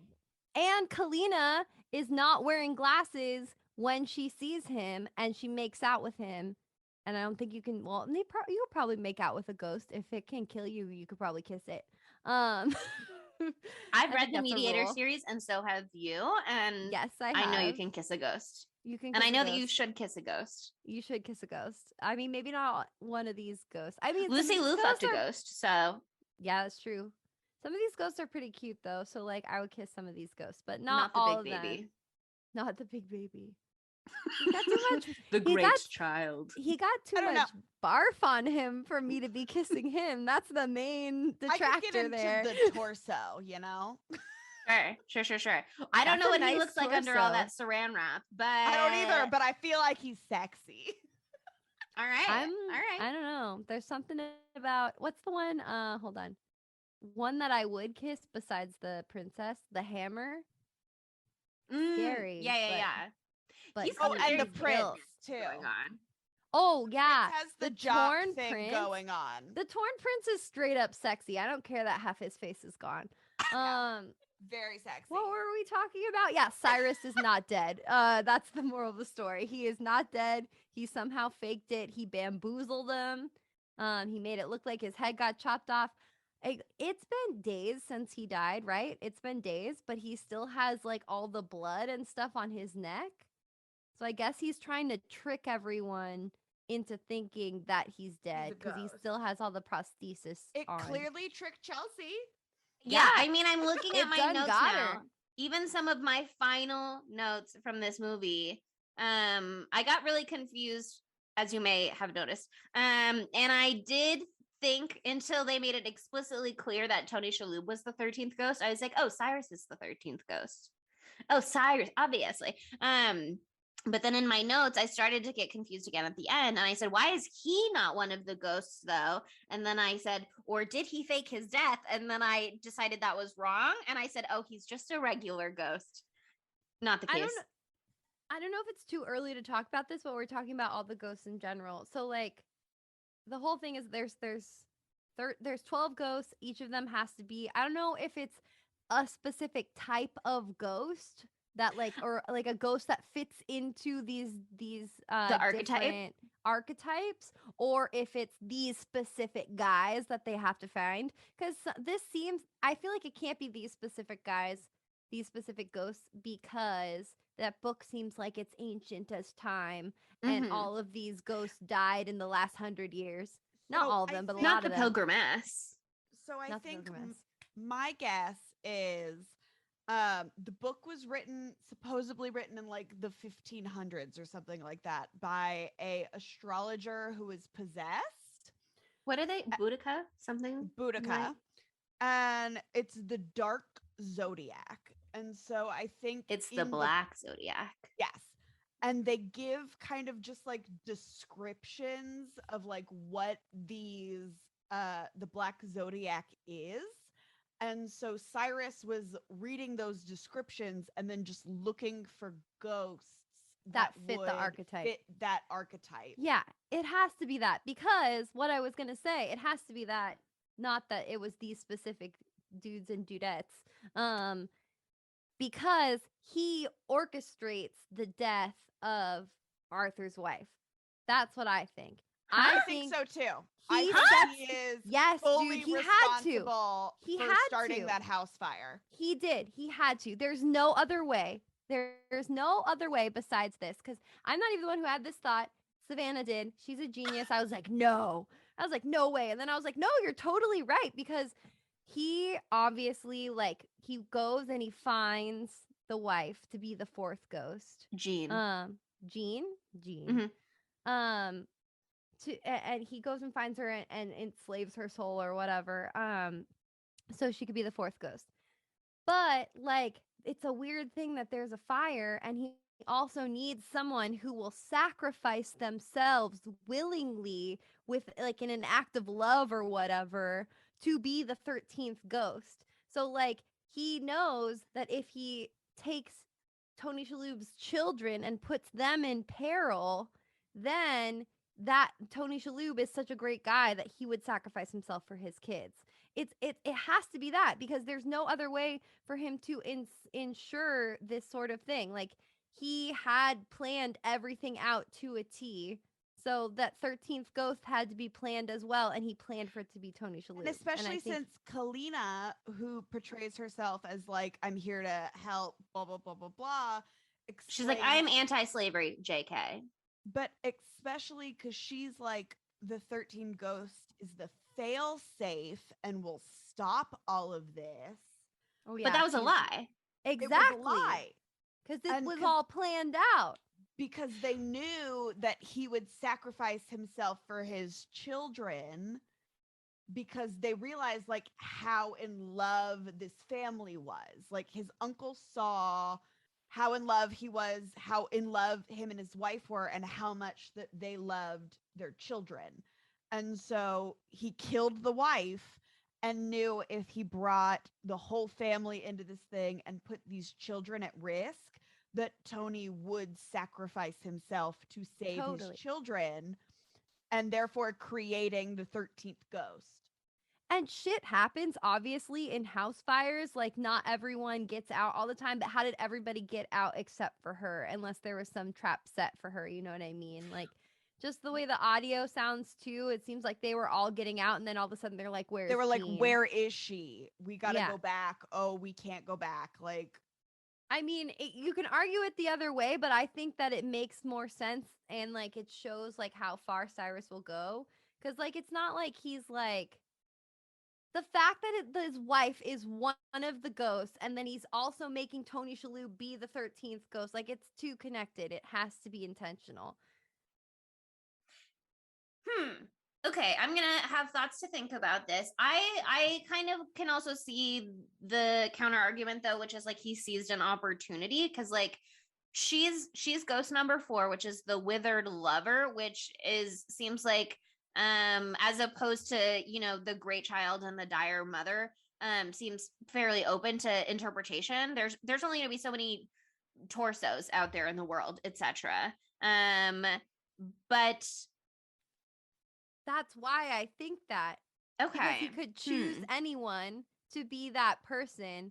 So he chose someone that would knock him out. 2 birds, 1 stone. He is very, you know, what is the word I'm trying to use? Efficient. Enterprising.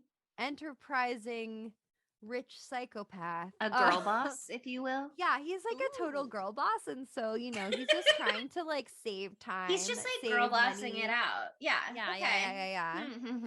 The argument that he's a girl boss too close to the sun, compelling. and he gets chopped gets his into head- a bunch of He might pieces. have Yeah, been cut girl fully boss. off. Okay, Yeah. here's the thing. Let's talk about the ending. The whole movie, they're like walking around spooky house, rooms are shifting or whatever. The containment modules are opening, closing, chopping people in half. And then at the end, they've somehow got everybody in the right place to harness them into the machine. Tony Shalhoub's children, Kathy and Bobby, are in the center of this like whirligig, blades Whirligig. flying, etc. It's a machine, okay? It's a machine. Built by It's the a devil heart. and The heart powered of by the the machine. dead. And Tony Shalhoub has to, I don't know, I guess throw himself into the blades in theory to sacrifice himself to become the 13th ghost and unlock everything. I'm not sure what he wanted exactly, or if there was a specific method the 13th ghost had to die by. But there's been this whole argument the whole time that Kalina and her partner Damon, who she killed or let die or whatever.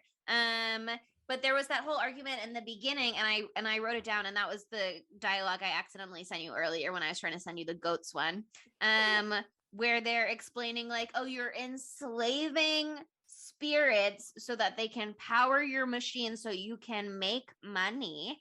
And there's the argument of whether or not they should do that. And then you see them, and they're like gathered around the heart of the machine at the end, clearly against their wills, until Maggie starts like DJing the machine, flipping switches. It literally He's sounds literally the like a hero of DJ the like film. skipping the record at first, because I was give like, me wait, the what's beat. happening? Give me the beat, bring the beat in. And then it's actually so funny the way she's just like playing with the machine, essentially just doing absolutely whatever she can. And it fucking works. And the ghosts all get released, and they turn on Cyrus, and they go, hey guy, we agree with this slavery thing, and you're being mean to us. Which, here's the thing, in the beginning of the movie, I was like, I think Kalina is she right or is she not right? You're not sure, because they introduce you with the Breaker, aka the Juggernaut, and so I thought all of the ghosts were serial killers. No, some of them are just dead people. Some of them are just dead people whose souls have been enslaved for the rest of their lives. Deaths? I think Question mark. who is it? Their It is afterlives. the jackal. Only the Juggernaut and He's a serial the killer, Jackal. but, like, the jackal The is jackal is the hammer. Is he one? The hammer did kill people. Okay, let's actually, who cares about the ending of the movie? Let's talk about the ghosts. So the end of the movie is Cyrus, the ghosts, the plot fails. Cyrus gets taken by the ghost. And yeah, Matty Lilly dies. but He comes back covered in blood, very sexy, a etc. very sexy ghost. Wait, we have to talk about. Okay, we're gonna do a right, part all right. after this where we talk about Matthew Lillard and every part that was the best part with Matthew Lillard. But we're not gonna do it now. We're gonna talk about the end, and then we're gonna talk about the ghosts. But Matthew Lillard's in it the whole time. We haven't talked about him enough. But yeah, I mean, as he should, Cyrus gets like kind of like lifted up in the air, like bat mitzvah style. And then they throw him into the fucking slicer. And I'm like, talk about the torso. He gets ripped to shreds. The torso's probably thrilled. The torso's like, yeah, that's what happens. Like that head gets chopped off the same way we saw the torso's decolopulated head. Did you like my throwback? I loved it. Thank you so much. I had to point it out just in case. Subtlety is dead. It's gone. We had to see the head so that we would be like, you know who also doesn't have a head? The torso, an angry ghost who has led us to this moment. And then Arthur like leaps through all the blades flawlessly, and his children are like, how'd you know you could do that? And he's like, I didn't. And then they have a beautiful moment where they say goodbye to Jean, his wife, who died in the fire. Well, she died in the hospital after the fire. And there was a whole IMDb trivia that was like, she's the fourth ghost. The Roman numeral for 4 is IV. Do you know what she has in her arm as a hospital ghost? An IV. Shut the fuck Incredible. up. IMDb trivia has gone too far. That's the thing. It's like, did they do that on purpose? And it's incredible, or was somebody on IMDb high and having the time of their life? It's always so hard to tell. Either way, I'm happy, you know? Either way, I'm thrilled. But then they have that like beautiful moment with the mom where she comes back, not hospitalized. She's in like normal clothes, hurt, no burns, just to be like, love you. And then they go, love you.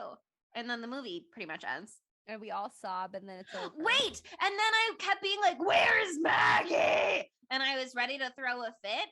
And then the movie ends, but then they go, just kidding. And then they show Maggie stomping around the ruins of the house being like, I quit. And I was like, yay. Thank That God. was an iconic ending. And it goes right into her song, and it's beautiful. Right into her song. They said, you know who's the real star of this movie? Radhika.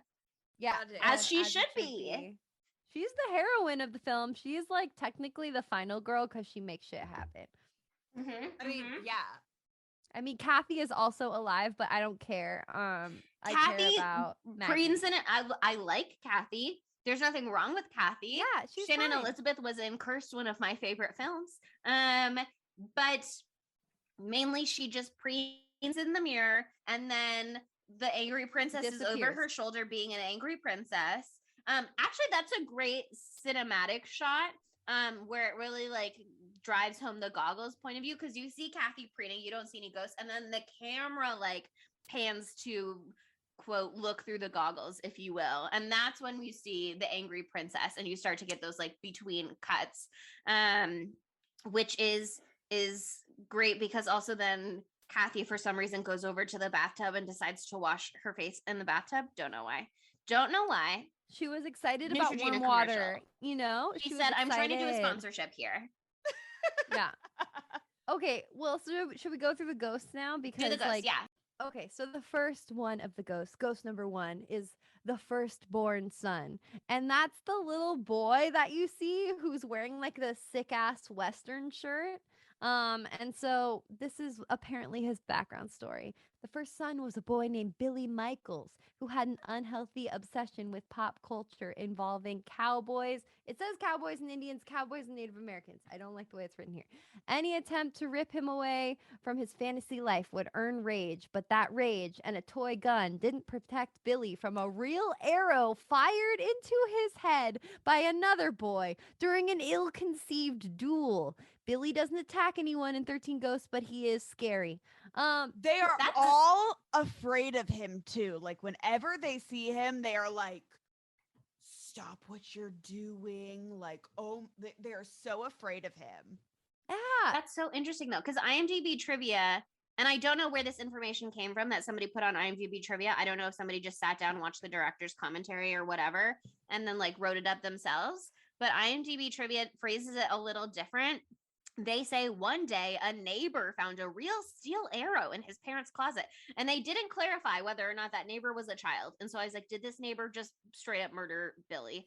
But they also say apparently his ghost whispers, "I want to play," which I don't know that I caught while I was watching the movie. Oh yeah, I think I heard something like that. There's a lot of whispering in this movie. Okay, who Mhm. wants to talk about the torso? Me. That's 'cause all the Sydney, torso yeah. is my favorite one. Okay. Screen Rant. This is what it says about the torso. The torso is exactly what it sounds like. A disembodied torso wrapped in cellophane. In life, the torso is part of a compulsive gambler named Jimmy Gambino. Gambino was also a bookie, but his own gambling prevented him from being able to play out the winnings of a man-made in the mob. And the criminal didn't take it too kindly. Mob goons killed Jimmy and cut him, dumping his remains in the ocean. He's swimming with the fishes. He's swimming I with love the the fishies. Classic. I love that the torso is in this because it's just like it's literally just a torso. It's literally just a torso, except for the moment where you see his decollapolated head. Bringing that joke back. You want to But do yeah, Bound it's Woman? gorgeous. The Bound Woman is up next. She's ghost number 3. And Screen Rant writes, in life, the Bound Woman was named Susan LeGros and had a privileged upbringing. She was a rich, popular cheerleader who dated the captain of the school football team. That was until said captain found her with another boy on prom night and had a rather horrific reaction, to say the least. He bludgeoned his romantic rival to death, then strangled Susan with his own tie. Like the firstborn son in the torso, she's more scary than an actual threat, which is frankly true. Like most of the ghosts are just there to seem threatening. And you're kind of scared because, like I said earlier, you've got the premise that these ghosts are serial killers. That's not true. It's not true. Literally just not true for most of them. Also, they literally do nothing with the Bound Woman. She just is like for a second. Is she and the that's one it. who lures Bobby into the basement, though? into Yeah. the Yeah, she basement. does. Okay, yeah. Why? That's true, that's Why true. does she do that? What's her Well, deal? She just Well, wants she's a doing friend. that because she's like a spooky person, and I guess she wants to do spooky shit. Maybe but, like, she has taken Billy under her wing and she's like, nobody has played with Billy in a really long time. And he keeps saying he wants to play. And I found another child finally in this house made of glass and prayers.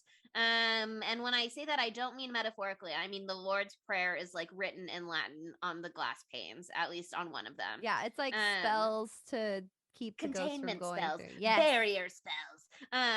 And they also have like a reel where they have the audio of the spells for one of them. Very Evil Dead. And that's how you can start to tell that Kalina is evil, actually, because she grabs one of the spells, and it's not the containment spells; it's like the drawing spells to like attract ghosts or whatever. Bad bitch. Right. But yeah, Not in a good way. I think maybe the Bound Woman was trying to be nice, and Bobby just found himself in an unfortunate situation. Maybe. Possibly. Well, I don't know about that because our next ghost is number 4, the Withered Lover, and we already know that is Jean, the mother, so we don't need to go into all of her backstory. But she is actively telling Billy, like, don't follow her, don't go down the stairs, don't do it. She's like trying to fight back. Maybe it's because she knows all the rest of the scary shit that's down there. But you know, knows when 2 of you're them are horribly murdered by your boyfriend on prom night, maybe you get a little vindictive, and maybe she's doing some evil shit these days. And Sure. whatever. You do, Yeah. girl. That's Oh. terrible. IMDb for her also information was apparently her body was buried at the 50-yard line on the local football field. Oh. And the boyfriend was convicted and sentenced to death, but before his execution, he was quoted as saying, "The bitch broke my heart, so I broke her neck."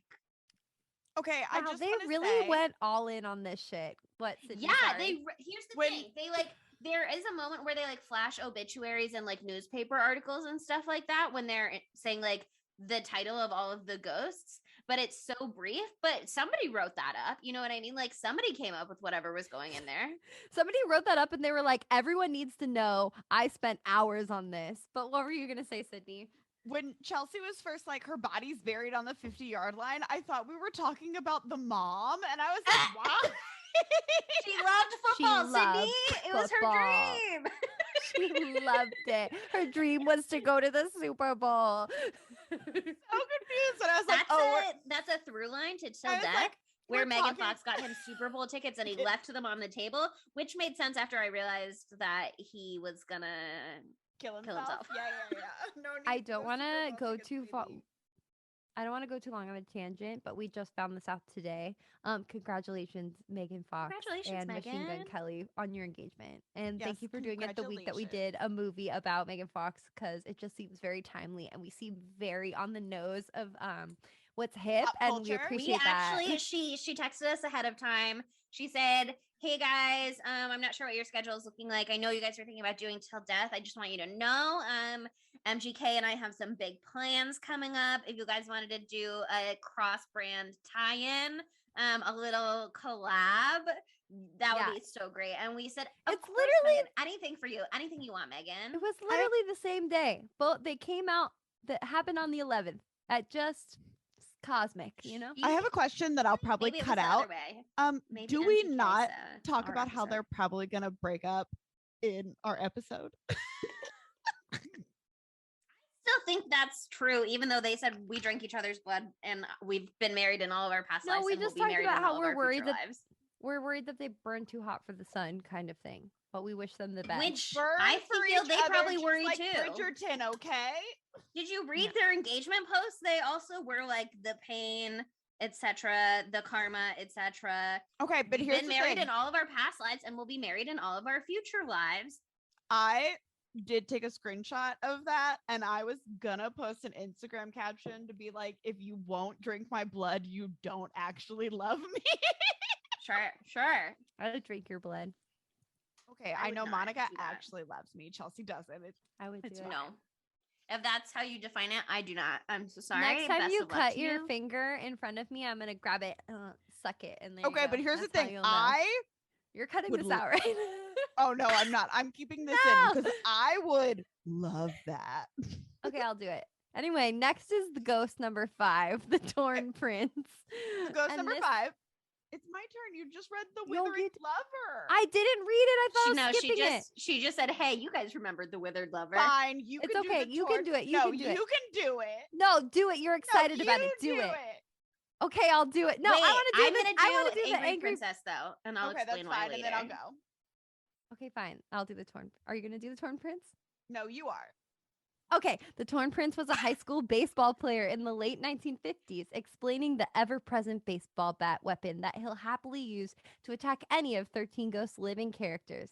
Named Royce Clayton, kind of hot in life. A real baseball Torn- player's name. Ooh, the Torn Prince died during a drag race after losing control of his car in a horrific accident. He shouldn't blame himself, though, as his opponent had secretly tampered with his brakes. This is James Dean. Oh, it's totally James Dean. It's James Dean. It's Did James he get Dean. his brakes They cut? just copy.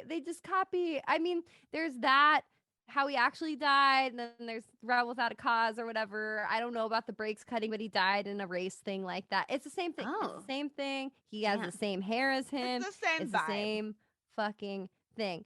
But also, something that's very important that we have not brought up is when the Torn Prince beats the absolute ever-loving shit out of Matthew Lillard when he doesn't have his glasses on and doesn't know that the ghosties are there.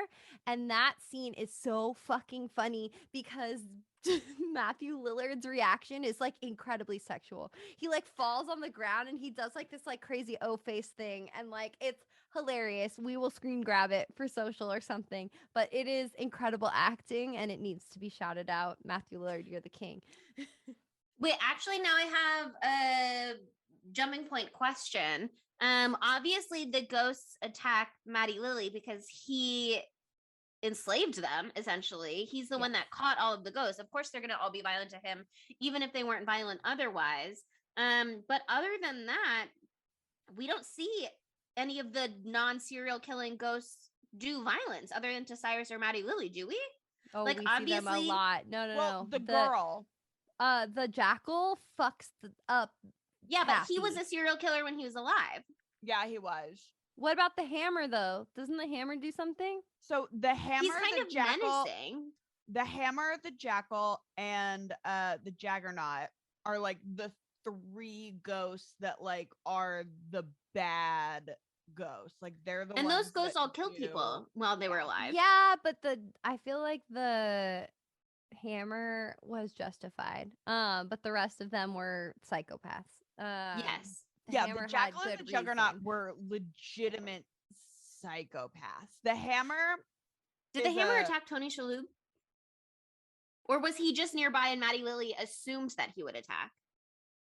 Well, they just really go after Matthew Lillard, and he protects Tony Shalhoub with the big glass thing and just sacrifices himself, and then he gets doubled down by Juggernaut and the hammer and but broken in Matthew half. Lillard was hunting them, so of course they're gonna Right. go after him. Yeah, So my No, that's a question really is, good if Matty point. Lilly had hidden behind the glass and Tony Shalhoub had been in front of the glass and the one vulnerable, would the hammer have attacked him, or would he have been like, maybe he would have if I he don't know. assumed that he was aligned with Matty Lilly, and he would have been like, you're with that guy and that guy sucks. it's hard to. But it's an hard to interesting say. question. But I had that question too because I don't want to get ahead of ourselves. First talk about the angry princess, and then I'll bring this up.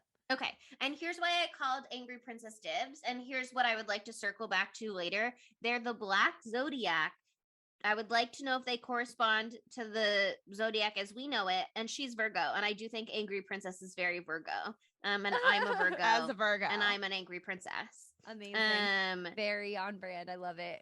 Thank you. That's why I was like, it has to be me. Anyway, the Angry Princess per Screen Rant was born Dana Newman. She was an incredibly beautiful woman by all standards but her own. Sadly, she was unable to be happy with her looks, seeing imperfections others didn't, and constantly trying to improve her appearance via surgery. A string of abusive relationships did nothing to help her self-image. After botching an attempt to perform face surgery on herself, Dana died by suicide, cutting her wrists in a bathtub. Slimy lawyer character Ben Moss makes a rude comment about her nude, ghostly appearance, and boy, does he pay for it. And he should not comment on her titties. Yeah. How dare Even though you? they are she incredible. has beautiful titties. I don't know why she's got slices all over her entire body, but like, who am I to assuming that's how she comment killed on? herself. IMDb says she committed suicide in the bathtub, or she died by suicide in the bathtub by slashing herself repeatedly with a butcher knife, is Oh, what it geez. says on there. Okay, that makes sense then. Well, this goes back to what we were just talking about how are these ghosts all killers, or they're only going after people who have wronged them, because there's that whole extended scene with Kathy in the bathroom, and the angry princess is there the entire fucking time, stalking her around the whole room. And she does at one point almost go try to kill Kathy, but it's after like 20 minutes, it feels like, of opportunities to do so. A whole slow motion scene of her splashing water on her fucking face, and she doesn't take any of those opportunities to kill her. And I just thought that was so strange. I think you're right that they not only the ones that are they love to kill continue to do so. The rest have their own steeds, and they will kill if they feel so moved, but that's Yeah. not their main Like in that prerogative. scene, it cuts between them, and it cuts between them both preening in the mirror. And first of all, Shannon Elizabeth, why are you finger combing 4 strands of hair on the side of your face when the rest of it was like in a ponytail? I was like, nobody would what a aggressively What a choice. stroke like 4 things. Just in her It's little literally wispy- the smallest amount of wispy. hair. Um, There's a shot where it looks like she's just doing it to the air, and it's yes, stupid honestly, looking. which is like very much a TikTok vibe these days of people to like pretend to tuck back hair that they don't have, but that's not what she was doing, and I don't give the movie credit for that. But in my notes, literally, I was like, the vibes for the titty ghost is just like she's sitting there like, okay, girl, I'm taking a bath here. Like, this is rude. It's just she's literally just being like, can you leave? Can you give me my space, please? Like, privacy thing. I've just been let out of my containment module for the first time in probably a long time. I'd like to enjoy my very sad bath of blood. Thank you. Rude. Rude. Okay. It's rude of Kathy. Okay. Now it's my turn. And Go. honestly, Your turn. I'm glad that Monica took the 1950s James Dean one because I relate to the Pilgrimess Oh, so much, who's number 7. And the Pilgrimess was Isabella Smith, and she was a victim of the witch trials hysteria that gripped New England in the late 1600s. She was a local outcast accused of witchcraft. And when an attempted burning didn't work, the preconception that she was evil only increased. In the end, she was left to slowly die of starvations in the stocks, so her ghost remains locked in the So stocks fucked. during the movie. Why? Here's the Let thing. her out of her chains. She's And again, dead. we'll circle back more because I'd like to talk about all of them if we have time, although we're going a little long. Libra, Justice, Stocks, Trials. I'm just saying. I know. I feel like I'm it's got to just be saying. connected to that. I'm just saying. Some of them seem like they fit well to me, an astrology medium person. And I'd like the astrology expert, Sydney Thompson. As a So- person who is not an expert, the first one is the baby of the zodiac, which is Aries, and The it's a baby, firstborn and, which son, makes Aries. so Yes, much sense. exactly. and he's a cowboy, and I like that. Taurus, and I'm the an Aries. torso. It sounds like it should be the same. Like it should I- be working together. I know, I would probably put the next one as Gemini, which is the The Bound Woman. no, the Great Child and the Dire Mother. I Oh. would probably switch them to Gemini. Okay, interesting. But they're different. They count as different signs. They count as different signs, but at that point, the Great Child wouldn't be at that point, number 8 is the Great Child wouldn't be Scorpio and the Dire Mother wouldn't be Sagittarius. So. Well, but the Dire Mother could be Scorpio and the Great Child could be Sagittarius. but it says That's number true. Here- 8 is the Great Child and number 9 And is number the 9 Dire is Mother. the dire mother. Well, here, let me explain what the background stories for them is because it's super fucked up, and I don't think it will enlighten us at all about this astrological connection. But here we are. The Margaret Shelbourne was a little person who worked in a carnival freak show. So this is the dire mother, and her enormous son Harold was the result of a sexual assault by the carnival's tallest member of the freak troop. Excuse me. Some of the other freaks later murdered Margaret, leading Harold to go crazy with an axe and kill most of them before he himself was killed by an angry mob.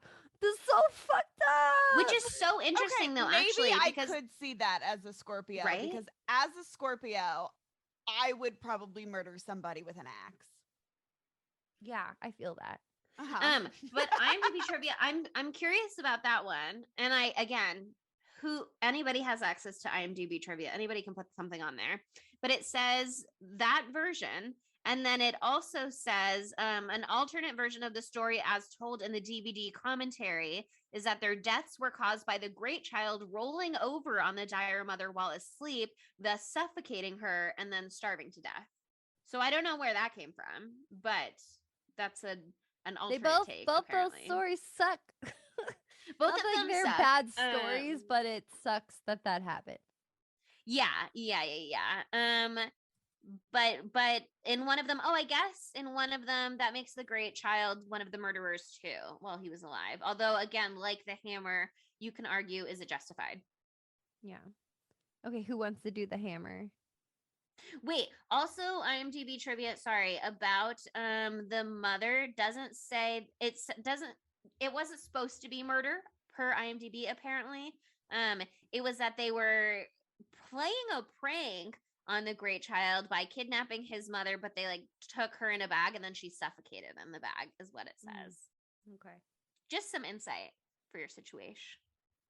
But if she dies first, I guess they do they say no, they say 8 and 9, the Great Child and the dire mother. And I think you can kind of assume that they say Great Child first, that must be 8. They say dire mother second, that must be 9.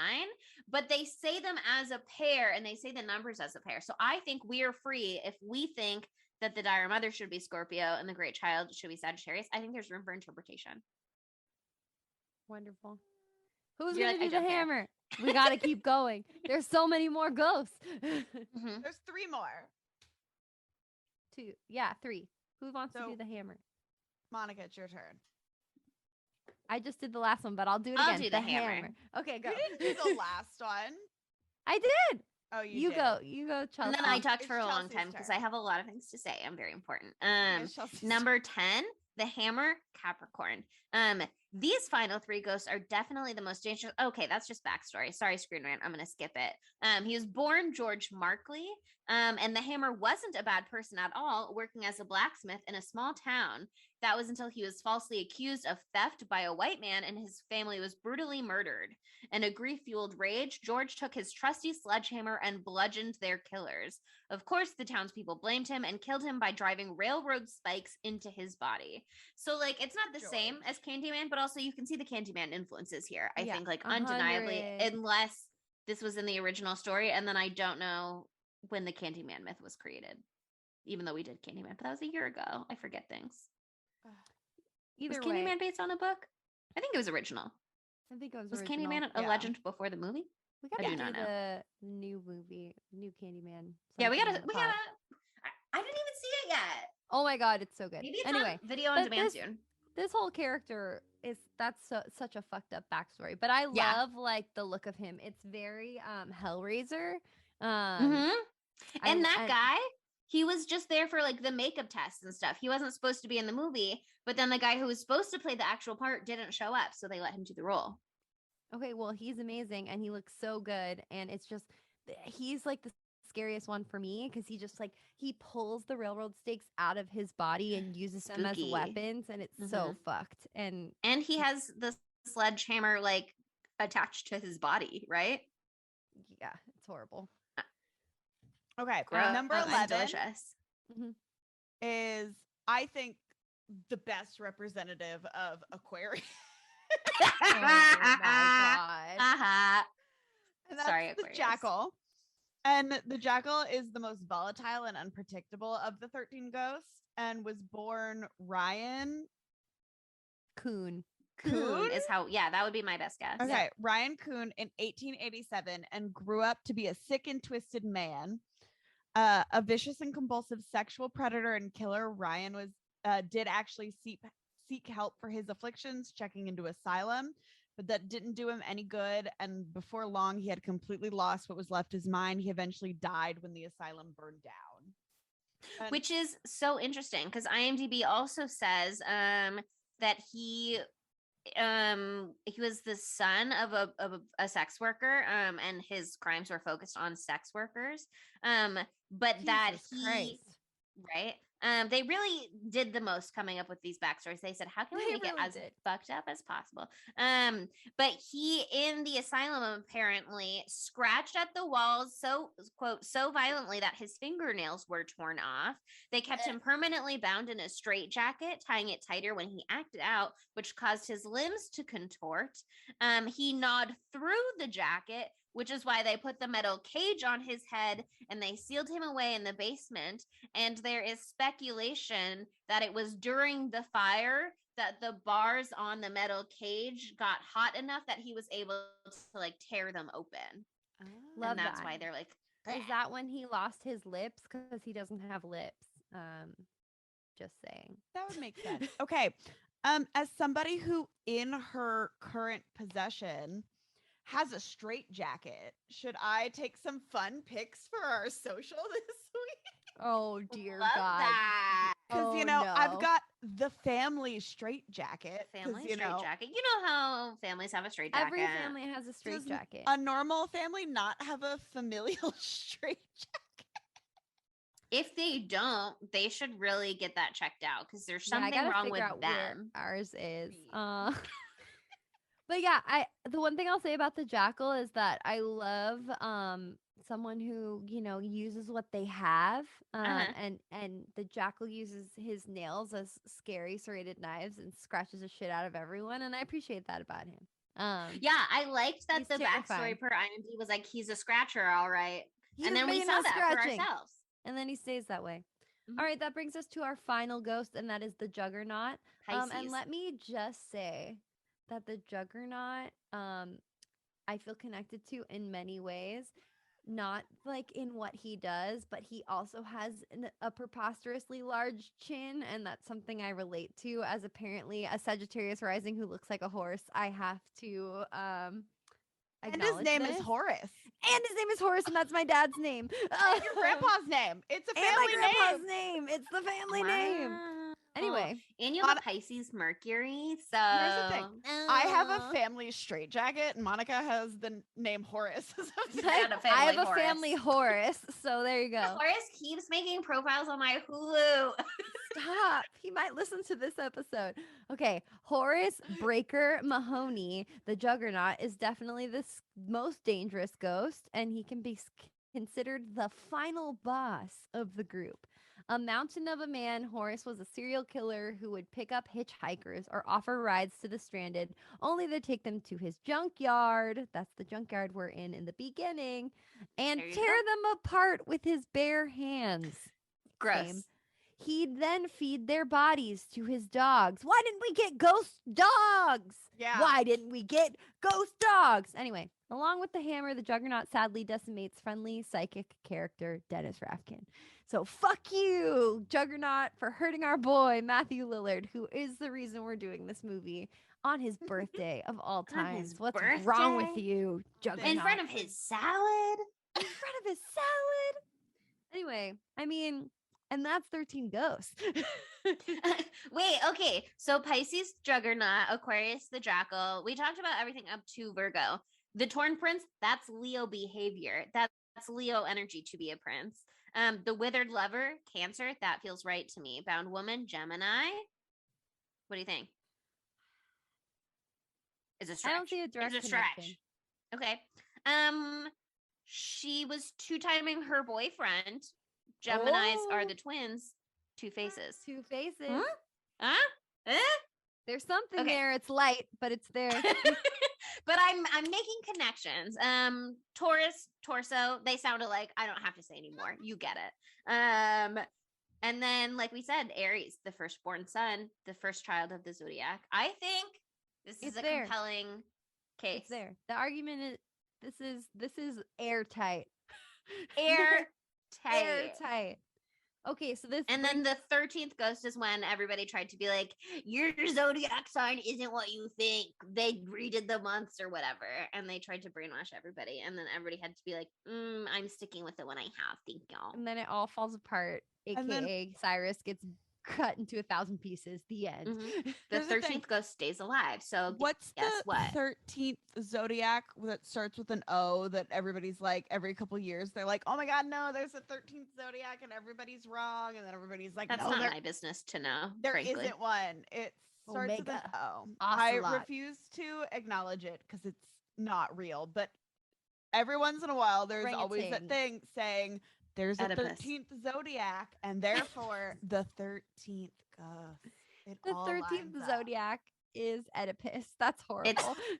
OP. I was gonna. Ophiuchus. Do you think that's the right Ophiuchus. pronunciation? No, That clue. sounds right. Apiacus is what I was gonna say at first, and then I was like, Apiacus. that feels wrong. It's That feels not right. Apiacus. But it also does. I'm not very cultured. To me, it sounds Greek. So maybe Fair. Well, okay. The serpent bearer. the serpent bearer. We could have had a snake. That's Tony Shalhoub, baby. No, Cyrus. Cyrus technically is the 13th ghost because he True. dies. True. And he is a snake. So there you go.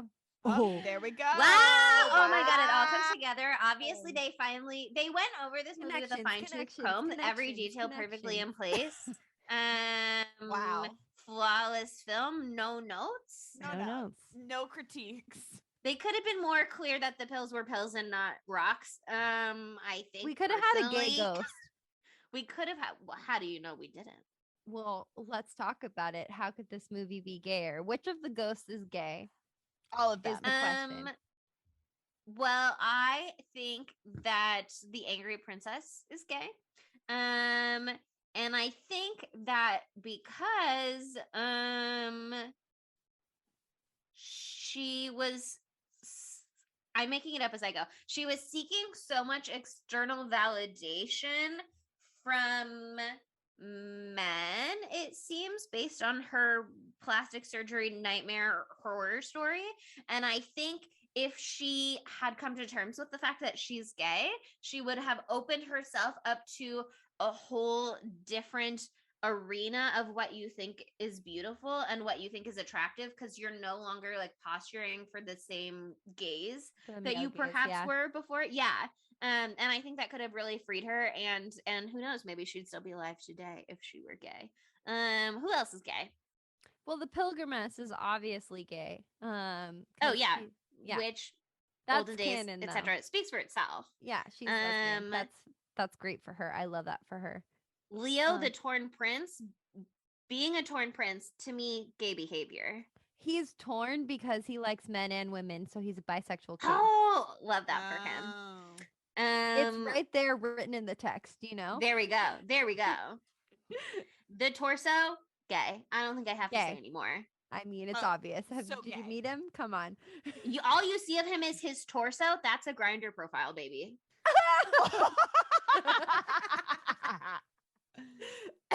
Oh, I coughed.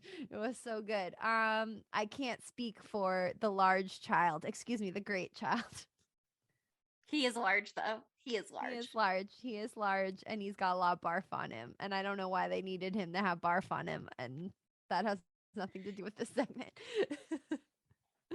And I won't speak to the Jackal and the Juggernaut. They do whatever they want to do, and they kill whoever they want to kill. They are pansexuals. They are open to everything. Any person I'm an ally to them, and I think that they should be able to live their truths. I will say, okay, here's the thing. Again, like I said earlier, we were introduced to the ghosts. I assumed they must all be serial killers. And then we learn not all of them are, but some of them are.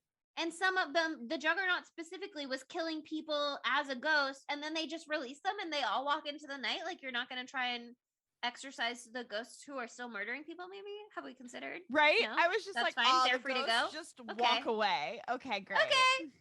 That's going to be a problem. I mean, for the Dennis sequel. is dead. Everybody's dead. Who could do something about it? I know that Maggie has the raw power within Maggie's her, not but being she perhaps paid doesn't have the enough. knowledge. Yeah, you're right. Maggie it's was not her job. also it's not her like, this responsibility. is none of my business.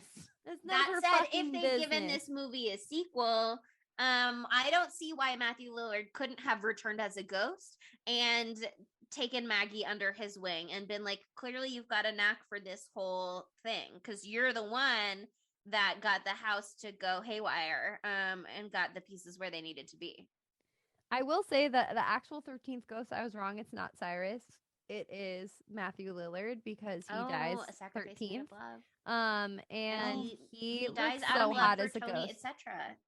He is just, I just wanted to say that so I could say he looks so hot as a ghost, because he's not Yeah. wearing those little glasses anymore. So and sexy he's as a all covered in ghost. blood, and he's very chill because he's no longer haunted by the traumas of everyone who's around him. And he's just like, you're going to do it. You're going to save him. And I know you're going to save him. And I'm not worried about it. Adam and I were watching it, and he was like, why is he so casual about this? And I was like, that's because he's so sure of Tony Shalhoub. He has no doubts about Tony Shalhoub's abilities. Okay.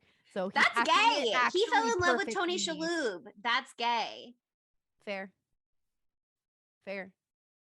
And okay, so that's how it could be gayer. We already did Where Would Matthew Lillard Be, because we did that segment already. We did it. He's everywhere. He could He's play with us every all the role. time. He could. I would watch a version of this movie where he plays every role. Agreed. Same. I want that, actually. I would actually pay money for that. I would help fund it if I have money at any point. And then that brings us to who is the dumb bitch. And like, I mean, it's a tie between Cyrus and Kalina, right? They both fucking suck.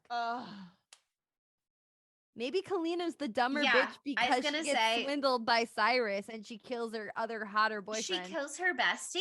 She abandons all of her morals. She was really coming at him. I wrote down a quote in the beginning because I truly was like, I need all this exposition to understand. She says to him, these aren't animals you're capturing. They're human beings. Who are you to play God, etc. Like all this stuff. How can you possibly justify what you're doing, Cyrus? It's out and out slavery. Actually, I think Damon says that. But the point stands, like, she's just a good actress. She just wanted the But she's dick. a dumb idiot and a dumb bitch. And I absolutely respect people who are like, I just want the dick. But perhaps not to the degree of murdering someone for the dick. You know what I mean? Yeah. Maybe there's a line somewhere in between Endangering there. children, you know. Somewhere in there between there is the line. She does kind of balk at endangering children, but then she does it. So It's all acting. You can't tell when she's being real or when she's being fake. And also, Cyrus is just less of a dumb bitch because he's got the sexy cape. I'm sorry. if you have a cape, takes you him get a a few step smarty above. points. It shows that you know how to dress, and that's important. Even that though you're willing to Kalina has take like a fashion mom from risks. Spy Kids vibe going on. Yes. She also Um, kind of has dreads throughout the film. Does she? Yes. The twists in her hair get more and Mm. more twisty at one point of the film. And I was Mm. like, this is getting too close to white woman dreads. And so we throw her into the pit of dumb She does bitches. not know how to dress, and Cyrus does know how to dress, and that's the difference between And them. that's the distinction. Okay, well then we got to do our knives out of fives. So we know that everyone hated it, but how much Yeah. did they hate it? Not that much on IMDb. People on IMDb were able to see Reason. They gave it 5.6 out of 10. On Rotten Tomato, audiences also, for the most part, able to see Reason. It did get rotten, but it was 48% rotten from audiences, which I think is like a relatively decent rating comparatively. Critics, on the other hand, gave it 17% rotten, which is Assholes. one of our lower critic ratings get it. that we've seen so far. And that Okay. said, they must have all only seen the movie one time, because if they really took the time to understand the plot and double back around, they would have enjoyed it so much more, just like I did. And I know that in my spirit. Yeah, I mean, that's a thing. You need to watch this twice because the first time you see it, it just slaps you in the face, and then you're like, ow, my face hurts. What's happening? Why does Matthew Lillard have those little glasses? Oh, thank God he took them off. Oh, God, orange jumpsuit. And you're just overwhelmed, and there's a lot going on. All of a sudden, there's titties, and they're cut up, and you're scared, and you don't know what to do. And then if you just take a second time around, and you sit there, and you take some deep breaths, and you pause it when you're overwhelmed, then you can actually figure out what is going on with this movie. And I read this article on Collider that really does an incredible job of ripping me to shreds, because you know me, how I love all the new elevated horror films. Sydney, if you haven't read this article, I think that you would love it because it like brings all this shit up. Like, I love all the elevated horror stuff, but I also love all the hokey shit, right? And this movie, this article does a great job of just being like, look at this poster. The poster for this movie is absolutely insane. It has 2 fucking taglines. Misery loves company is one of them, and the other one is terror has multiplied. Hilarious. And it says all these amazing things like, what do you think of this poster? Aggressively garish Photoshop, a color scheme that hurts your eyes, not 1 but 2 punny taglines, the rare number squished into a title that just screams edginess. A heck of a lot to take in, right? I understand if you need a second to lay down, but it's like, I'm here to let you know that all of that stuff is actually good and not bad. It's actually a power clash, you dumb bitch. Yeah. It's actually amazing. And it later goes on to say, contemporary prestige horror films are artsy European fare that we're supposed to like. 13 Ghosts is a schlocky Amblin ripoff we're supposed to feel bad about liking. Reader, like the many ghosts of 13 Ghosts, shackle yourselves. And that's it. That's it. That's the thing. Release your inhibitions. Release your inhibitions. Release your Forget everything. inhibitions. It's like SpongeBob. Forget everything that you know except for fine dining and breathing. Forget everything that you know about horror movies, okay? And watch this movie for what it is. It's super fucking fun. The CGI is actually really good. The practical effects are amazing. Tony Shalhoub acts his fucking heart out. I don't give a shit about the children, but Maggie is there. And okay, You're right. You're right. You should say it.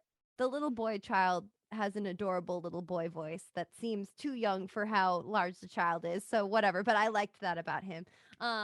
And we have Matthew fucking Lillard acting his heart out, being unhinged. So like, I would have given this probably like a 2 the last time I saw it, but I'm giving it a 4 now. So there you go. I love it. Fully respect that. I think that's great. I love it. And I would also like to say it's so interesting that you say those two taglines because I'm looking at the poster on IMDb and it has a third different tagline. Oh yeah, I saw that. And it says, "This Halloween, evil has multiplied." And I think it's so interesting that you said how discordant people find the poster because I can't find it right now in IMDb trivia. But I remember there was a piece of trivia that was like, there's so much going on visually and there's so much going on with the soundtrack that audiences reported it was like literally painful to watch, which, you know, sometimes is the vibe. But also while I was looking for that, I discovered some other incredible IMDb trivia points that were not relevant enough to bring up earlier, but are too funny to me to not bring up. And one of them is that the angry princess is played by a woman named Shauna Lawyer. And someone wrote on someone having the time of their fucking life went on to IMDb trivia and wrote, "The angry princess, played by Shauna Lawyer, causes lawyer Benjamin Moss to be sawed in half by the glass door. She has thus, quote, shorn a lawyer." And I was like, stop, please stop, please stop. Another one that stopped me absolutely in my tracks was one of the shooting days for this film, for reshoot specifically, unfortunately happened to be on September 11th, 2001. When word of the terrorist attacks on the World Trade Center reached the cast and crew on set, they all shared a moment of silence together before resuming production. Director Steve Beck was noticeably uncomfortable for the rest of the day. Like, huh? Why would you put that on here? Who was like, the people need to know that one of the filming days was 9/11, and guess what? Somebody was upset about it. We were a lot of people. They're humans. Most They're arguably. humans. That was a rough day, I think, for a lot of people, generally speaking. Anyway, it's the choices some people make are so fascinating to me.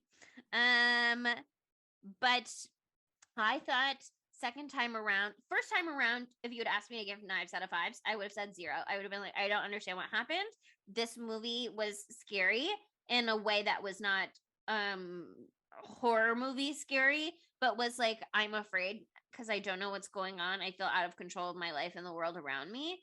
And second time around, incredible, amazing. I loved it. Would I say that it's a good movie? Question mark. Would I say that I loved it and I had so much fun and I want to give it 4.5 Knives out of 5s? Yes, I will.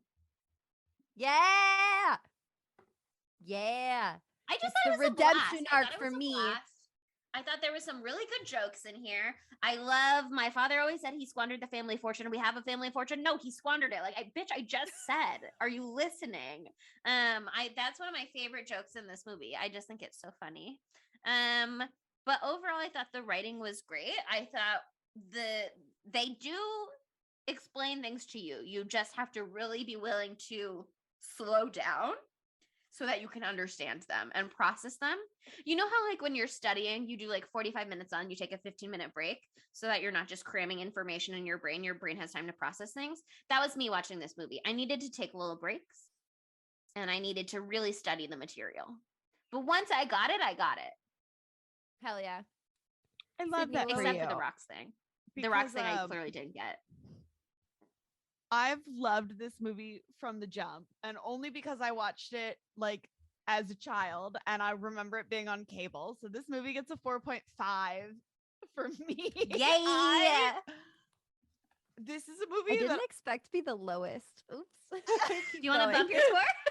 I'll think about it. Keep going, Sydney. Give her the pitch, Sydney. Convince her. this movie is so dumb and it's so perfect of that like early 2000s cheesy, like, we don't really know what we're doing horror movie. We're just here to have a good time. And the one thing that I love about this movie is Matthew Lillard is the only actor in this movie that understands what this movie actually is, and he plays into it. And everybody else takes this movie so seriously. Like, all the other actors are like, this is a serious horror movie. And Matthew Lillard is like, nah, fam. Like, this is not what it is. God damn Like, it. we're gonna Matthew Lillard's like, I know what this is. I am a scream king. Like, we are going to play this what it is. And I think it adds to his character specifically. It adds to the overall like kooky, wacky, early, like, I don't know, early 2000s movies just like has a special place in my heart, just like 80s movies do. Like, they're so different And they're and so so different, similar yeah. at the same time. And I just love them so much. So this is a full on 4.5 out of 5 for me. They have that je ne sais quoi, you know? They do. They have that it girl factor about them, you know? Okay, Honestly, it's so iconic that in the original movie from the 60s or whatever you guys said earlier, you had to wear the goggles to see the ghosts. And they said, we will not be adapting most of that story, but we love that detail. It's part of our movie now. To me, love. that's worth the extra 0.5 knives. I'm going to give Yes. it a 4.4. Oh, she said she's docking 0.1 points. Why? I didn't. I added 0.4. Let's look at things like a half glass full. Okay. We're going to glass come from a half strengths full perspective. instead. Yeah, we love it. We're positive people. I've Well, never that been a brings- negative Nancy in my life. Sure. That brings us to the end of 13 Ghosts, but the beginning for you, fair listener, of our Matthew Lillard social media week. So enjoy the ride. It's going to be a Happy beautiful B-Day, Maddie. birthday experience all Happy week long. birthday, Matty Matthew Lilly. Lillard. We love you, Matthew. Thank you for what you've done for the genre. We are forever indebted to you. Also, Scream just came out last week, and so you're in the We're air. fucking We can psyched. feel you. We can Yeah. feel you. We are recording this before the movie came out, so we can't comment on that yet, but we're really looking forward to I'm it. gonna risk my life to see this movie over the weekend. So anything for you, baby. Anything for you, baby. Okay, well, that brings us to our next week's film. And that next movie is Snowpiercer, the 2013 Bong Joon-ho movie. And we've also got a very special treat because we will be joined by our first celebrity guest, Christian Brune, who is in the new Snowpiercer TV show. He's in season 3, which comes out on the 24th, and our Snowpiercer episode will come out on the 25th. A little double feature for you. Timely. Just Uh-huh. a nice Little cross friend of the promo. pod. Yeah, but we tagged him mercilessly on our social post when we did Ready or Not last year, and he was so absolutely sweet about it that we DM'd him to be like, thank you for being so nice. Do you ever want to be on our podcast? And he said yes, which is insane.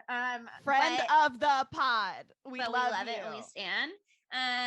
So he'll be with us next week. I haven't seen the movie before. I did really like Parasite, but I haven't really explored the rest of the Bong Joon-ho oeuvre. Is that how you say oeuvre?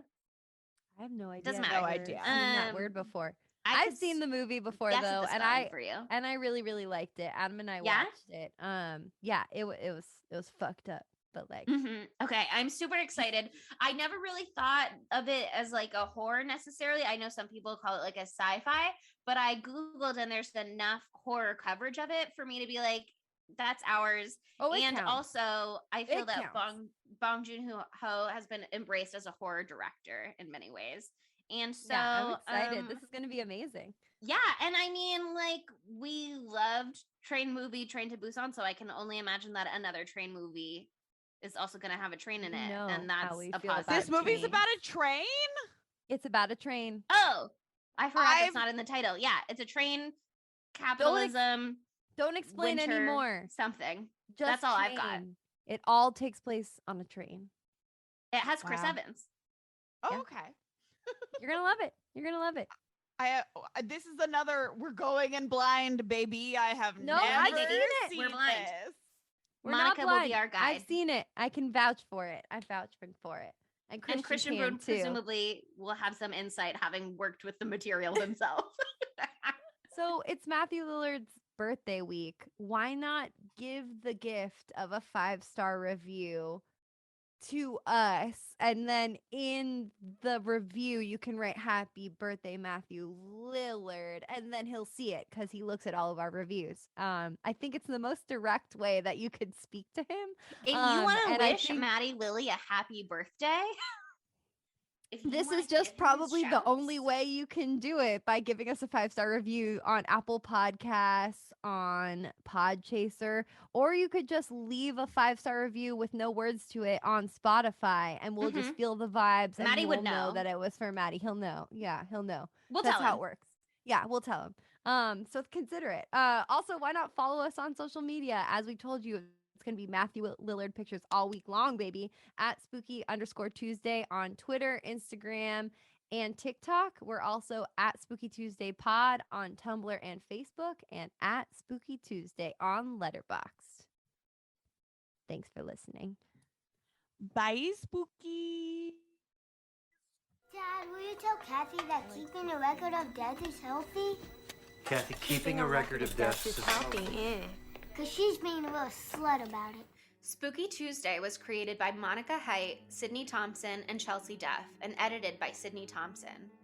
Our gorgeously spooky tunes are all thanks to Tamara Simons, who you can follow on Instagram at Captain Tamara, and our podcast art is by Mary Murphy, who you can find on Instagram at the_moon_omg.